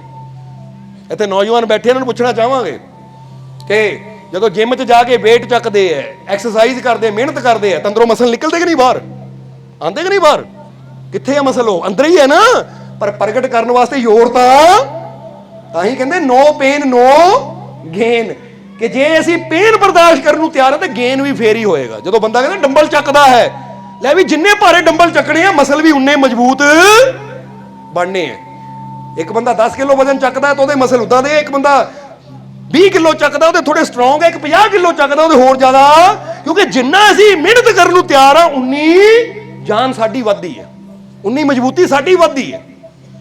ਇਹ ਗੱਲ ਯਾਦ ਰੱਖਣਾ। ਤੁਸੀਂ ਆਮ ਨਾਰਮਲ ਨੌਜਵਾਨ ਕੋਈ ਵੀ ਨਾ ਇੱਕ ਡੰਬਲ 10 ਕਿਲੋ ਦਾ ਲੈ ਕੇ ਬਸ ਘਰ 'ਚ ਬਹਿ ਕੇ ਇਦਾਂ ਦਾ ਕਰਨਾ ਸ਼ੁਰੂ ਕਰ ਦੇਵੇ ਇੱਕ ਬਾਂਹ ਨਾਲ, ਅਸੀਂ ਕਹਾਂਗੇ ਹਫ਼ਤੇ 10 ਦਿਨਾਂ ਬਾਅਦ ਇਹ ਬਾਂਹ 'ਚ ਤੇ ਇਹ ਬਾਂਹ 'ਚ ਫਰਕ ਦੇਖ ਲਿਓ ਕਿ ਉਹ weight ਚੱਕਣਾ, ਇੱਕ ਬਾਂਹ ਤੁਹਾਡੀ ਉਹਦੇ ਮਸਲ ਗੇਨ ਹੋਣੇ ਸ਼ੁਰੂ ਹੋ ਜਾਣਗੇ, ਯਾਨੀ ਸਟਰੋਂਗ ਹੋਣੇ ਸ਼ੁਰੂ ਹੋ ਜਾਣਗੇ, ਤਾਂ ਦੂਜੀ ਉੱਥੇ ਹੀ ਰਹੇਗੀ, ਕਿਉਂਕਿ ਇੱਕ ਨਾਲ ਜ਼ੋਰ ਲੱਗ ਰਿਹਾ, ਦੂਜੇ ਨਾਲ। ਇਹੀ ਸਾਡੀ ਜ਼ਿੰਦਗੀ ਹੈ ਕਿ ਕੁਦਰਤ ਕਹਿੰਦੀ ਹੈ ਮੈਂ ਤੇਰੇ ਅੰਦਰ ਸ਼ਕਤੀਆਂ ਰੱਖੀਆਂ ਹੈ, ਪਰ ਉਹਨਾਂ ਨੂੰ ਪ੍ਰਗਟ ਕਰਨ ਵਾਸਤੇ ਤੈਨੂੰ ਮਿਹਨਤ ਕਰਨੀ ਪੈਣੀ ਹੈ, ਕਿਉਂਕਿ ਮਿਹਨਤ ਕਰਕੇ ਹੀ, ਜਿੱਦਾਂ ਦੱਸੀਦਾ ਨਾ, ਜੂ ਹੀ ਨਹੀਂ ਮਿਲਤੀ ਰਾਹੀ ਕੋ ਮੰਜ਼ਿਲ, ਇੱਕ ਜਨੂਨ ਸਾ ਦਿਲ में जगाना पड़ता है। पूछा किसी ने चिड़िया से कैसे बना घोंसला तेरा, तो बोली बार बार भरनी पड़ती है उड़ान, तिनका तिनका उठाना पड़ता है। कि चिड़िया भी घोंसला बनाने वास्ते ना बार बार उड़ती है, एक एक तिनका लिया के बनाती है, कितनी मेहनत करनी पैंदी है, पर वो उदों तक लगी है जब तक ਉਹਦਾ घोंसला ਤਿਆਰ ਨਾ ਹੋ ਜਾਵੇ। ਇਹੀ ਤਾਂ ਕੁਦਰਤ ਦਾ ਨਿਯਮ ਹੈ। ਇਸ ਲਈ ਜਿਹੜੇ ਧਿਆਨ ਕਰਨ ਨੂੰ ਤਿਆਰ ਹੈ, ਸਤਸੰਗ ਵਿੱਚ ਜਾਣ ਨੂੰ ਤਿਆਰ ਹੈ, ਨੇਕ ਮਾਰਗ ਤੇ ਚੱਲਣ ਨੂੰ ਤਿਆਰ ਹੈ, ਫਿਰ ਜੀਵਨ 'ਚ ਤਰੱਕੀ ਵੀ, ਖੁਸ਼ੀਆਂ ਵੀ, ਕਾਮਯਾਬੀ ਵੀ ਉਹਨੂੰ ਹੀ ਮਿਲਦੀ ਹੈ। ਸੋ ਤੁਸੀਂ ਕਾਮਯਾਬ ਹੋਣਾ ਚਾਹੁੰਦੇ ਹੋ? ਚਾਹੁੰਦੇ ਹੋ ਕਿ ਨਹੀਂ? ਜਿੱਦਾਂ ਦੱਸਿਆ ਜੀਵਨ 'ਚ ਦੁੱਖ ਹੈ, ਖੁਸ਼ੀ ਚਾਹੁੰਦੇ ਹੋ ਕਿ ਨਹੀਂ? ਸੁੱਖ ਚਾਹੁੰਦੇ ਹੋ ਕਿ ਨਹੀਂ? ਤਾਂ ਹੁਣ ਜਦੋਂ ਸਵਾਲ ਕੀਤਾ ਕਿ ਪਿਆਸ ਲੱਗੀ ਹੈ, ਤਾਂ ਪਿਆਸ ਮਿਟਾਣੀ ਹੈ ਤਾਂ ਪਾਣੀ ਕੋਲ ਜਾਣਾ ਹੀ ਪੈਣਾ, ਭੁੱਖ ਲੱਗੀ ਹੈ ਤਾਂ ਭੋਜਨ ਜਾ ਕੇ। ਹੁਣ ਜੇ ਜੀਵਨ 'ਚ ਦੁੱਖ ਹੈ ਤਾਂ ਕੀ ਕਰਦੇ ਅਸੀਂ ਉਹਦੇ ਵਾਸਤੇ? ਜਰਾ ਸੋਚ ਕੇ ਦੇਖੋ, ਪੁੱਛ ਕੇ ਦੇਖੋ ਆਪਣੇ ਆਪ ਨੂੰ। ਬੰਦਾ ਪਤਾ ਕੀ ਕਰਦਾ ਹੈ? ਔਰ ਜੀਵਨ 'ਚ ਦੁੱਖ ਬੜਿਆ, ਲੱਗਦਾ ਗ੍ਰਹਿ ਮਾੜਾ ਹੈ ਮੇਰਾ, ਜਾਵਾਂ ਕਿਸੇ ਪੰਡਤ ਜੋਤਸ਼ੀ ਕੋ, ਗ੍ਰਹਿ ਨੂੰ ਠੀਕ ਕਰਾਂ। ਉਹ ਗ੍ਰਹਿ ਨੂੰ ਨਹੀਂ, ਗ੍ਰਹਿ ਦੀ ਫਿਕਰ ਨਾ ਕਰ, ਇਹ ਗ੍ਰਹਿ ਨੂੰ ਬਣਾਉਣ ਵਾਲੇ ਸਵਾਮੀ ਦੀ ਫਿਕਰ ਕਰ, ਸਮਝਦੇ? ਉਹਦੇ ਨਾਲ ਜੁੜ, ਕਿਉਂਕਿ ਉਹਦੇ ਨਾਲ ਜੁੜੇਗਾ ਤਾਂ ਤੇਰੀਆਂ ਸਾਰੀਆਂ ਦਰਦਾਂ, ਤਕਲੀਫਾਂ, ਦੁੱਖਾਂ ਦਾ, ਕਿਉਂਕਿ ਜਦੋਂ ਦੇ ਮੈਨੂੰ ਮੇਰੇ ਰਾਮ ਮਿਲੇ ਨੇ, ਦਰਦਾਂ ਤੋਂ ਰਾਮ ਉਦੋਂ ਹੀ ਮਿਲਣੇ ਜਦੋਂ ਰਾਮ ਮਿਲਣੇ ਆ, ਨਹੀਂ ਤਾਂ ਭਟਕੀ ਜਾ। ਫਿਰ ਅੱਜ ਰਾਮ ਨੂੰ ਯਾਨੀ ਪ੍ਰਭੂ ਨੂੰ, ਪਰਮਾਤਮਾ ਨੂੰ ਪਾਉਣ ਦੀ ਕੋਸ਼ਿਸ਼ ਨਹੀਂ ਕਰਦੇ ਅਸੀਂ, ਤਾਂ ਰੌਲਾ ਪਾਈ ਜਾਂਦੇ ਆ, ਮੇਰੇ ਜੀਵਨ 'ਚ ਬੜੇ ਦੁੱਖ ਹੈ, ਮੇਰੇ ਜੀਵਨ 'ਚ ਬੜੀਆਂ ਪਰੇਸ਼ਾਨੀਆਂ ਹੈ, ਮੇਰੇ ਜੀਵਨ 'ਚ ਬੜੀਆਂ ਚਿੰਤਾਵਾਂ ਹੈ। ਇਹ ਰੱਬਾ ਕਾਹਦੀ ਜ਼ਿੰਦਗੀ, ਕਾਹਦਾ ਜੀਵਨ? ਉਹ ਰੱਬ ਕਹਿੰਦਾ ਮੈਂ ਤਾਂ ਜ਼ਿੰਦਗੀ ਆਨੰਦ ਲੈਣ ਵਾਸਤੇ ਦਿੱਤੀ ਸੀ, ਮੈਂ ਤਾਂ ਜੀਵਨ ਖੁਸ਼ੀਆਂ ਵਾਸਤੇ ਦਿੱਤਾ ਸੀ, ਪਰ ਤੂੰ ਹੀ ਉੱਥੇ ਨਹੀਂ ਪਹੁੰਚਦਾ ਜਿੱਥੇ ਖੁਸ਼ੀ ਹੈ, ਤੂੰ ਹੀ ਆਲੇ ਦੁਆਲੇ ਭਟਕੀ ਜਾਂਦਾ ਹੈ। ਹੁਣ ਸਮਝ ਲਓ ਕਿਸੇ ਨੇ ਦਿੱਲੀ ਜਾਣਾ ਹੋਵੇ, ਦਿੱਲੀ ਦਾ ਰਸਤਾ ਸਿੱਧਾ ਹੈ, ਪਰ ਬੰਦਾ ਹੀ ਭਟਕ ਜਾਵੇ, ਫੇਰ ਕਹੇ ਰੱਬਾ ਕਿੱਦਾਂ ਦੀ ਦਿੱਲੀ ਬਣਾਈ ਹੈ, ਮਿਲਦੀ ਨਹੀਂ ਪਈ ਮੈਨੂੰ। ਤਾਂ ਰੱਬ ਨੇ ਇਹ ਥੋੜੀ ਕਹਿਣਾ ਦਿੱਲੀ ਦਾ ਰਸਤਾ ਭਾਈ ਤੂੰ ਫੜਿਆ ਕਿੱਥੇ ਹਾਲੇ? ਸਹੀ ਬੱਸ 'ਚ ਚੜ੍ਹੇਗਾ, ਸਹੀ ਟ੍ਰੇਨ ਫੜੇਗਾ ਤਾਂ ਹੀ ਮੰਜ਼ਿਲ ਤੇ ਪਹੁੰਚੇਗਾ। ਉਹ ਟ੍ਰੇਨ ਹੀ ਤੂੰ ਗਲਤ ਫੜੀ ਹੈ ਤਾਂ ਮੇਰਾ ਦੋਸ਼ ਕੀ ਹੈ? ਹੋਰ ਸਮਝ ਆ ਰਹੀ ਕਿ ਨਹੀਂ? ਇਸੇ ਤਰ੍ਹਾਂ ਰੱਬ ਨੂੰ ਦੋਸ਼ ਦੇਣ ਦੀ ਬਜਾਏ ਇਹ ਦੇਖੋ ਕਿ ਜੇ ਮੈਂ ਤੰਦਰੁਸਤੀ ਚਾਹੁੰਦਾ ਤਾਂ ਮੈਂ ਕਿਤੇ ਗਲਤ ਰਸਤੇ ਦਾ ਨਹੀਂ ਲੱਭ ਰਿਹਾ ਹੈ। ਜਰਾ ਸੋਚ ਕੇ ਦੇਖੋ, ਚਾਹੁੰਦਾ ਬੰਦਾ ਤੰਦਰੁਸਤੀ ਹੈ ਤਾਂ ਖਾਂਦਾ ਪੀਂਦਾ ਕੀ ਹੈ, ਉਹਦਾ ਖਾਣ ਪਾਣ ਕੈਸਾ ਹੈ, ਉੱਠਣਾ ਸੋਣਾ ਜਾਗਣਾ ਕੈਸਾ ਹੈ। ਹਾਲਾਂਕਿ ਤੰਦਰੁਸਤੀ ਦਾ ਮਾਰਗ ਜਿੱਦਾਂ ਦੱਸਿਆ ਹੈ ਕਿ ਥੋੜਾ ਬੰਦਾ ਆਪਣੇ ਬਾਡੀ ਨੂੰ ਅਗਰ ਫਿੱਟ ਕਰਨਾ ਚਾਹੁੰਦਾ ਤਾਂ ਕੋਈ ਐਕਸਰਸਾਈਜ਼ ਕਰੇ, ਕੋਈ ਅੱਛੀ ਖੁਰਾਕ ਖਾਵੇ, ਕੋਈ ਮੈਡੀਟੇਸ਼ਨ ਕਰੇ, ਇਹ ਰਸਤਾ ਤੰਦਰੁਸਤੀ ਦਾ। ਪਰ ਤੁਰਿਆ ਬੰਦਾ ਕਿੱਥੇ ਹੈ? ਹੁਣ ਚਾਹੁੰਦਾ ਬੰਦਾ ਤੰਦਰੁਸਤੀ ਹੈ ਤਾਂ ਜਾਂਦਾ ਠੇਕਿਆਂ ਵੱਲ ਹੈ, ਫੇਰ ਕਹਿੰਦਾ ਰੱਬਾ ਤੰਦਰੁਸਤੀ ਨਹੀਂ ਮਿਲਦੀ। ਚਾਹੁੰਦਾ ਬੰਦਾ ਤੰਦਰੁਸਤੀ ਹੈ ਤਾਂ ਉਹਦੀ ਪਲੇਟ 'ਚ ਕੀ ਹੁੰਦਾ ਹੈ? ਛੋਲੇ ਪੂੜੀਆਂ, ਛੋਲੇ ਭਟੂਰੇ, ਪੀਜੇ, 버ਗਰ ਔਰ ਮਿੱਠੀਆਂ ਚੀਜ਼ਾਂ। ਐਨ ਕਈ ਜਗ੍ਹਾ ਦੇਖੇ ਨਾ, ਅਸੀਂ ਹੈਰਾਨ ਰਹਿ ਜਾਂਦੇ ਜਦੋਂ ਦੇਖੀਦਾ ਹੈ ਕਿ ਵਿਆਹਾਂ 'ਚ ਨਾ ਪਹਿਲਾਂ ਰਸਗੁੱਲੇ, ਲੱਡੂ, ਜਲੇਬੀਆਂ, ਬਰਫੀ ਸਭ ਕੁਝ ਉੱਪਰ ਰੱਖਿਆ ਹੁੰਦਾ, ਫਿਰ ਕਹਿੰਦਾ ਰੱਬਾ ਮੈਨੂੰ ਸ਼ੂਗਰ ਨਾ ਹੋਵੇ। ਰੱਬ ਕਹਿੰਦਾ ਖਾਣ ਪਾਣ ਨਾਲ ਧਿਆਨ ਦੇ, ਇਦਾਂ ਦੀਆਂ ਚੀਜ਼ਾਂ ਖਾਣੀਆਂ, ਸ਼ੂਗਰ ਤਾਂ ਹੋਣੀ ਹੋਣੀ ਹੈ। ਖੁਰਾਕ ਆਪਣੀ ਗਲਤ ਹੈ ਤਾਂ ਦੋਸ਼ ਮੈਨੂੰ ਬਿਮਾਰੀ ਕਿਉਂ ਹੋ ਗਈ? ਹੁੰਦਾ ਕਿ ਨਹੀਂ ਏਦਾਂ? ਇਹਨੇ ਥੋੜਾ ਜਿਹਾ ਆਪਣਾ ਵੀ ਧਿਆਨ ਰੱਖਣਾ ਹੈ ਕਿ ਭਾਈ ਠੀਕ ਹੈ ਵਿਆਹ 'ਚ ਮਠਿਆਈ ਫ੍ਰੀ ਦੀ ਹੈ, ਪਰ ਪੇਟ ਔਰ ਸਰੀਰ ਮੇਰਾ ਆਪਣਾ ਹੈ। ਫ੍ਰੀ ਦੀ ਚੀਜ਼ ਨੇ ਇਹਨੂੰ ਥੋੜੀ ਖਰਾਬ ਕਰਨਾ ਹੈ। ਮੈਂ ਸੋਚ ਕੇ ਦੇਖੋ ਜ਼ਰਾ। ਇਸ ਲਈ 2 ਘੰਟੇ ਭੁੱਖ ਬਰਦਾਸ਼ਤ ਕਰ ਲਓ, ਪਰ ਗਲਤ ਚੀਜ਼ ਮੈਂ ਨਹੀਂ ਖਾਣੀ। ਅਸੀਂ ਆਪਣੇ ਐਗਜ਼ਾਮਪਲ ਕਈ ਵਾਰ ਦੇਈਦੇ ਹੁੰਦੇ ਆ ਕਿ ਸਾਡੇ ਕਈ ਵਾਰ ਦਿਨ 'ਚ 2-2 ਪ੍ਰੋਗਰਾਮ ਹੁੰਦੇ ਆ।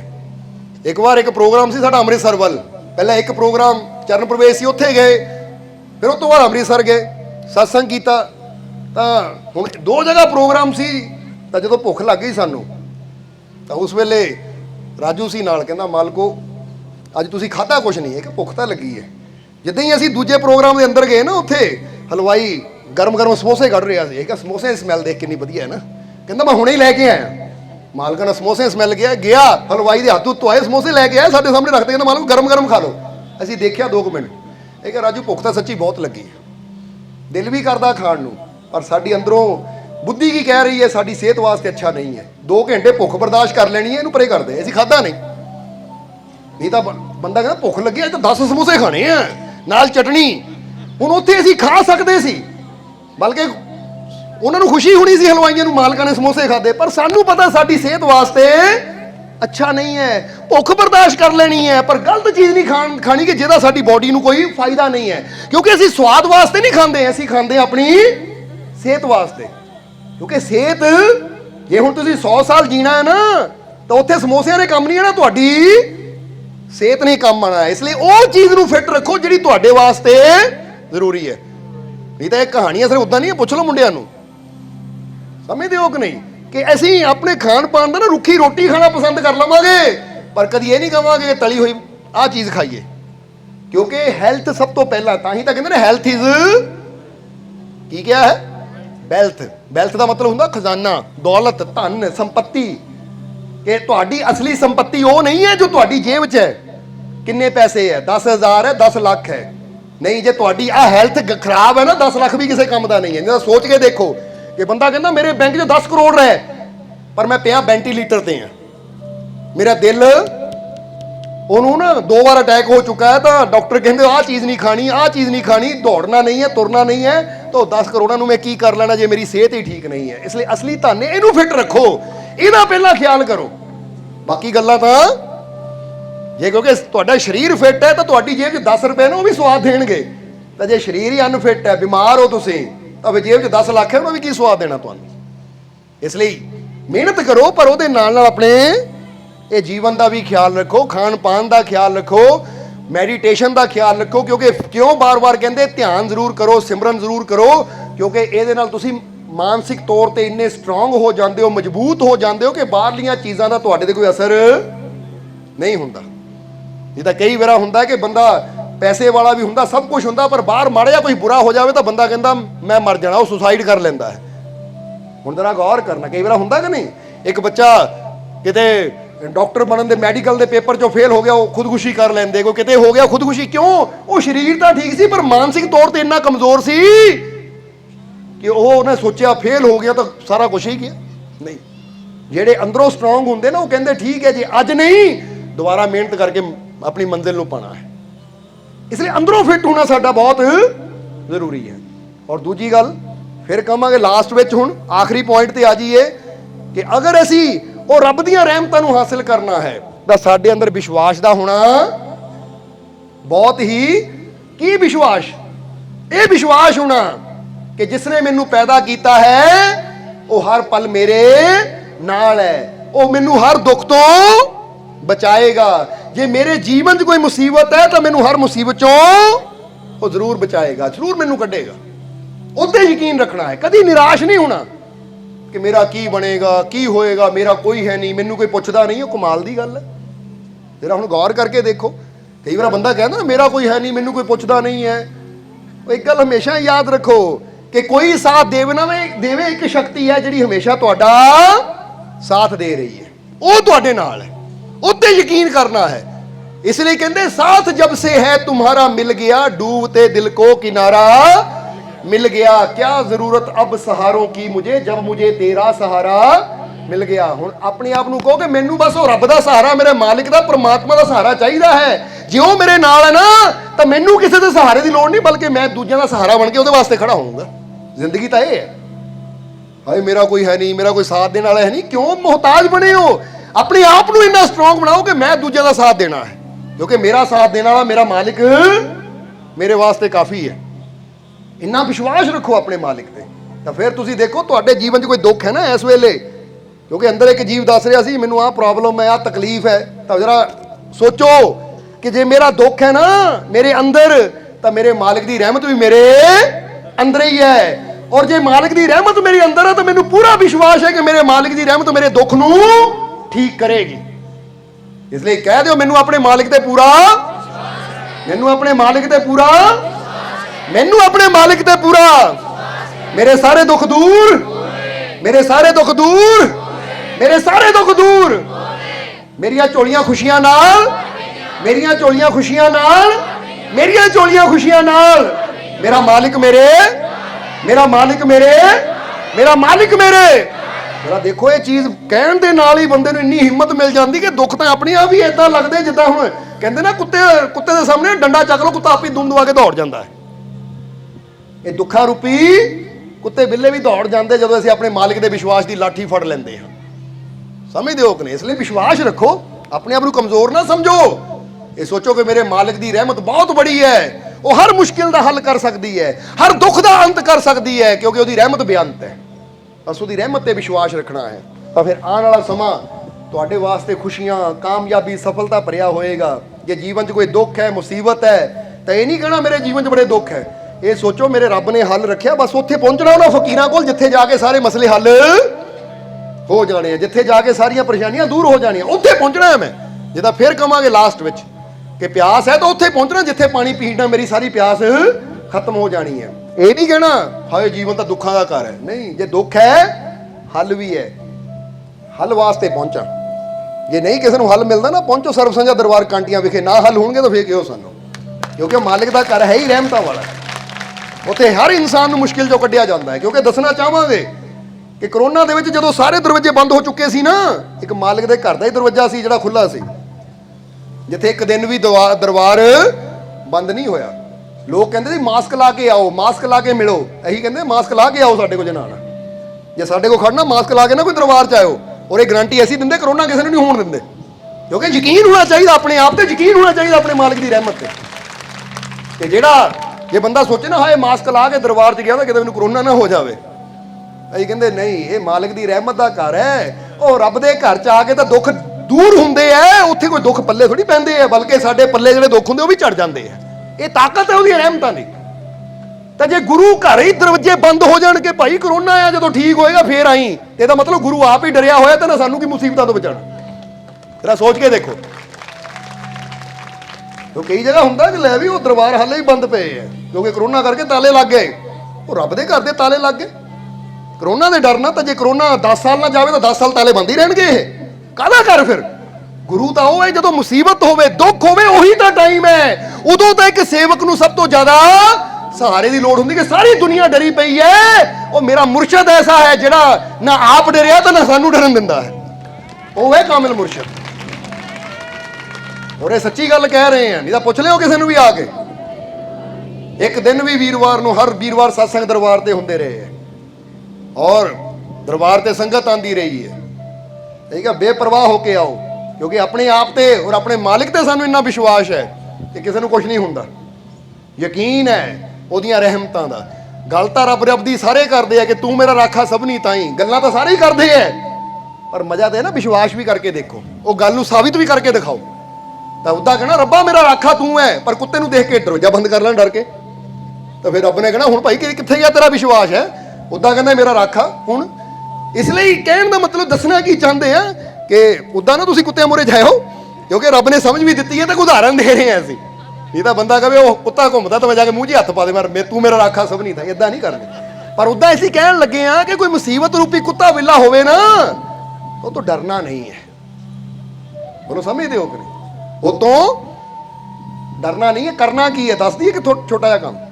ਹੁਣ ਸਮਝ ਲਓ ਤੁਸੀਂ ਇੱਕ ਛੋਟੀ ਜਿਹੀ ਗਲੀ 'ਚੋਂ ਲੰਘਣਾ ਹੋਵੇ, ਔਰ ਉਹ ਗਲੀ 'ਚ ਵੱਜਾ ਇੱਕ ਕੁੱਤਾ, ਇੱਕ ਘਰ ਦਾ ਕੁੱਤਾ ਹੈ, ਬੜਾ ਖਤਰਨਾਕ ਕੁੱਤਾ ਹੈ ਜਿਹੜਾ ਭੌਂਕਦਾ ਬੜਾ ਹੈ। ਹੁਣ ਜਦੋਂ ਕੁੱਤਾ ਵੱਜਾ ਹੋਵੇ, ਤੁਸੀਂ ਲੰਘਣਾ, ਉੱਥੋਂ ਕੁੱਤਾ ਤੁਹਾਨੂੰ ਦੇਖ ਕੇ ਭੌਂਕ ਰਿਹਾ, ਤਾਂ ਤੁਸੀਂ ਕੀ ਕਰੋਗੇ? ਕੁੱਤੇ ਨਾਲ ਲੜੋਗੇ? ਹੁਣ ਜਿਹੜਾ ਕੁੱਤੇ ਨਾਲ ਲੜੇਗਾ ਤਾਂ ਮੂਰਖ ਹੈ, ਕੁੱਤੇ ਨਾਲ ਲੜਨ ਵਿੱਚ ਦੰਦ ਆਪਣੇ ਲਵਾਏਗਾ। ਸਮਝਦਾਰ ਬੰਦਾ ਕੀ ਕਹੇਗਾ? ਉਹ ਕੁੱਤੇ ਨਾਲ ਨਹੀਂ ਲੜੇਗਾ, ਬਲਕਿ ਕੁੱਤੇ ਦੇ ਮਾਲਕ ਨੂੰ ਆਵਾਜ਼ ਮਾਰੇਗਾ ਕਿ ਜਰਾ ਬਾਹਰ ਆਇਓ, ਦੇਖੋ ਤੁਹਾਡਾ ਕੁੱਤਾ ਮੈਨੂੰ ਤੰਗ ਕਰ ਰਿਹਾ ਹੈ, ਜਰਾ ਸੰਭਾਲੋ ਇਹਨੂੰ, ਮੈਂ ਅੱਗੇ ਜਾਣਾ ਹੈ।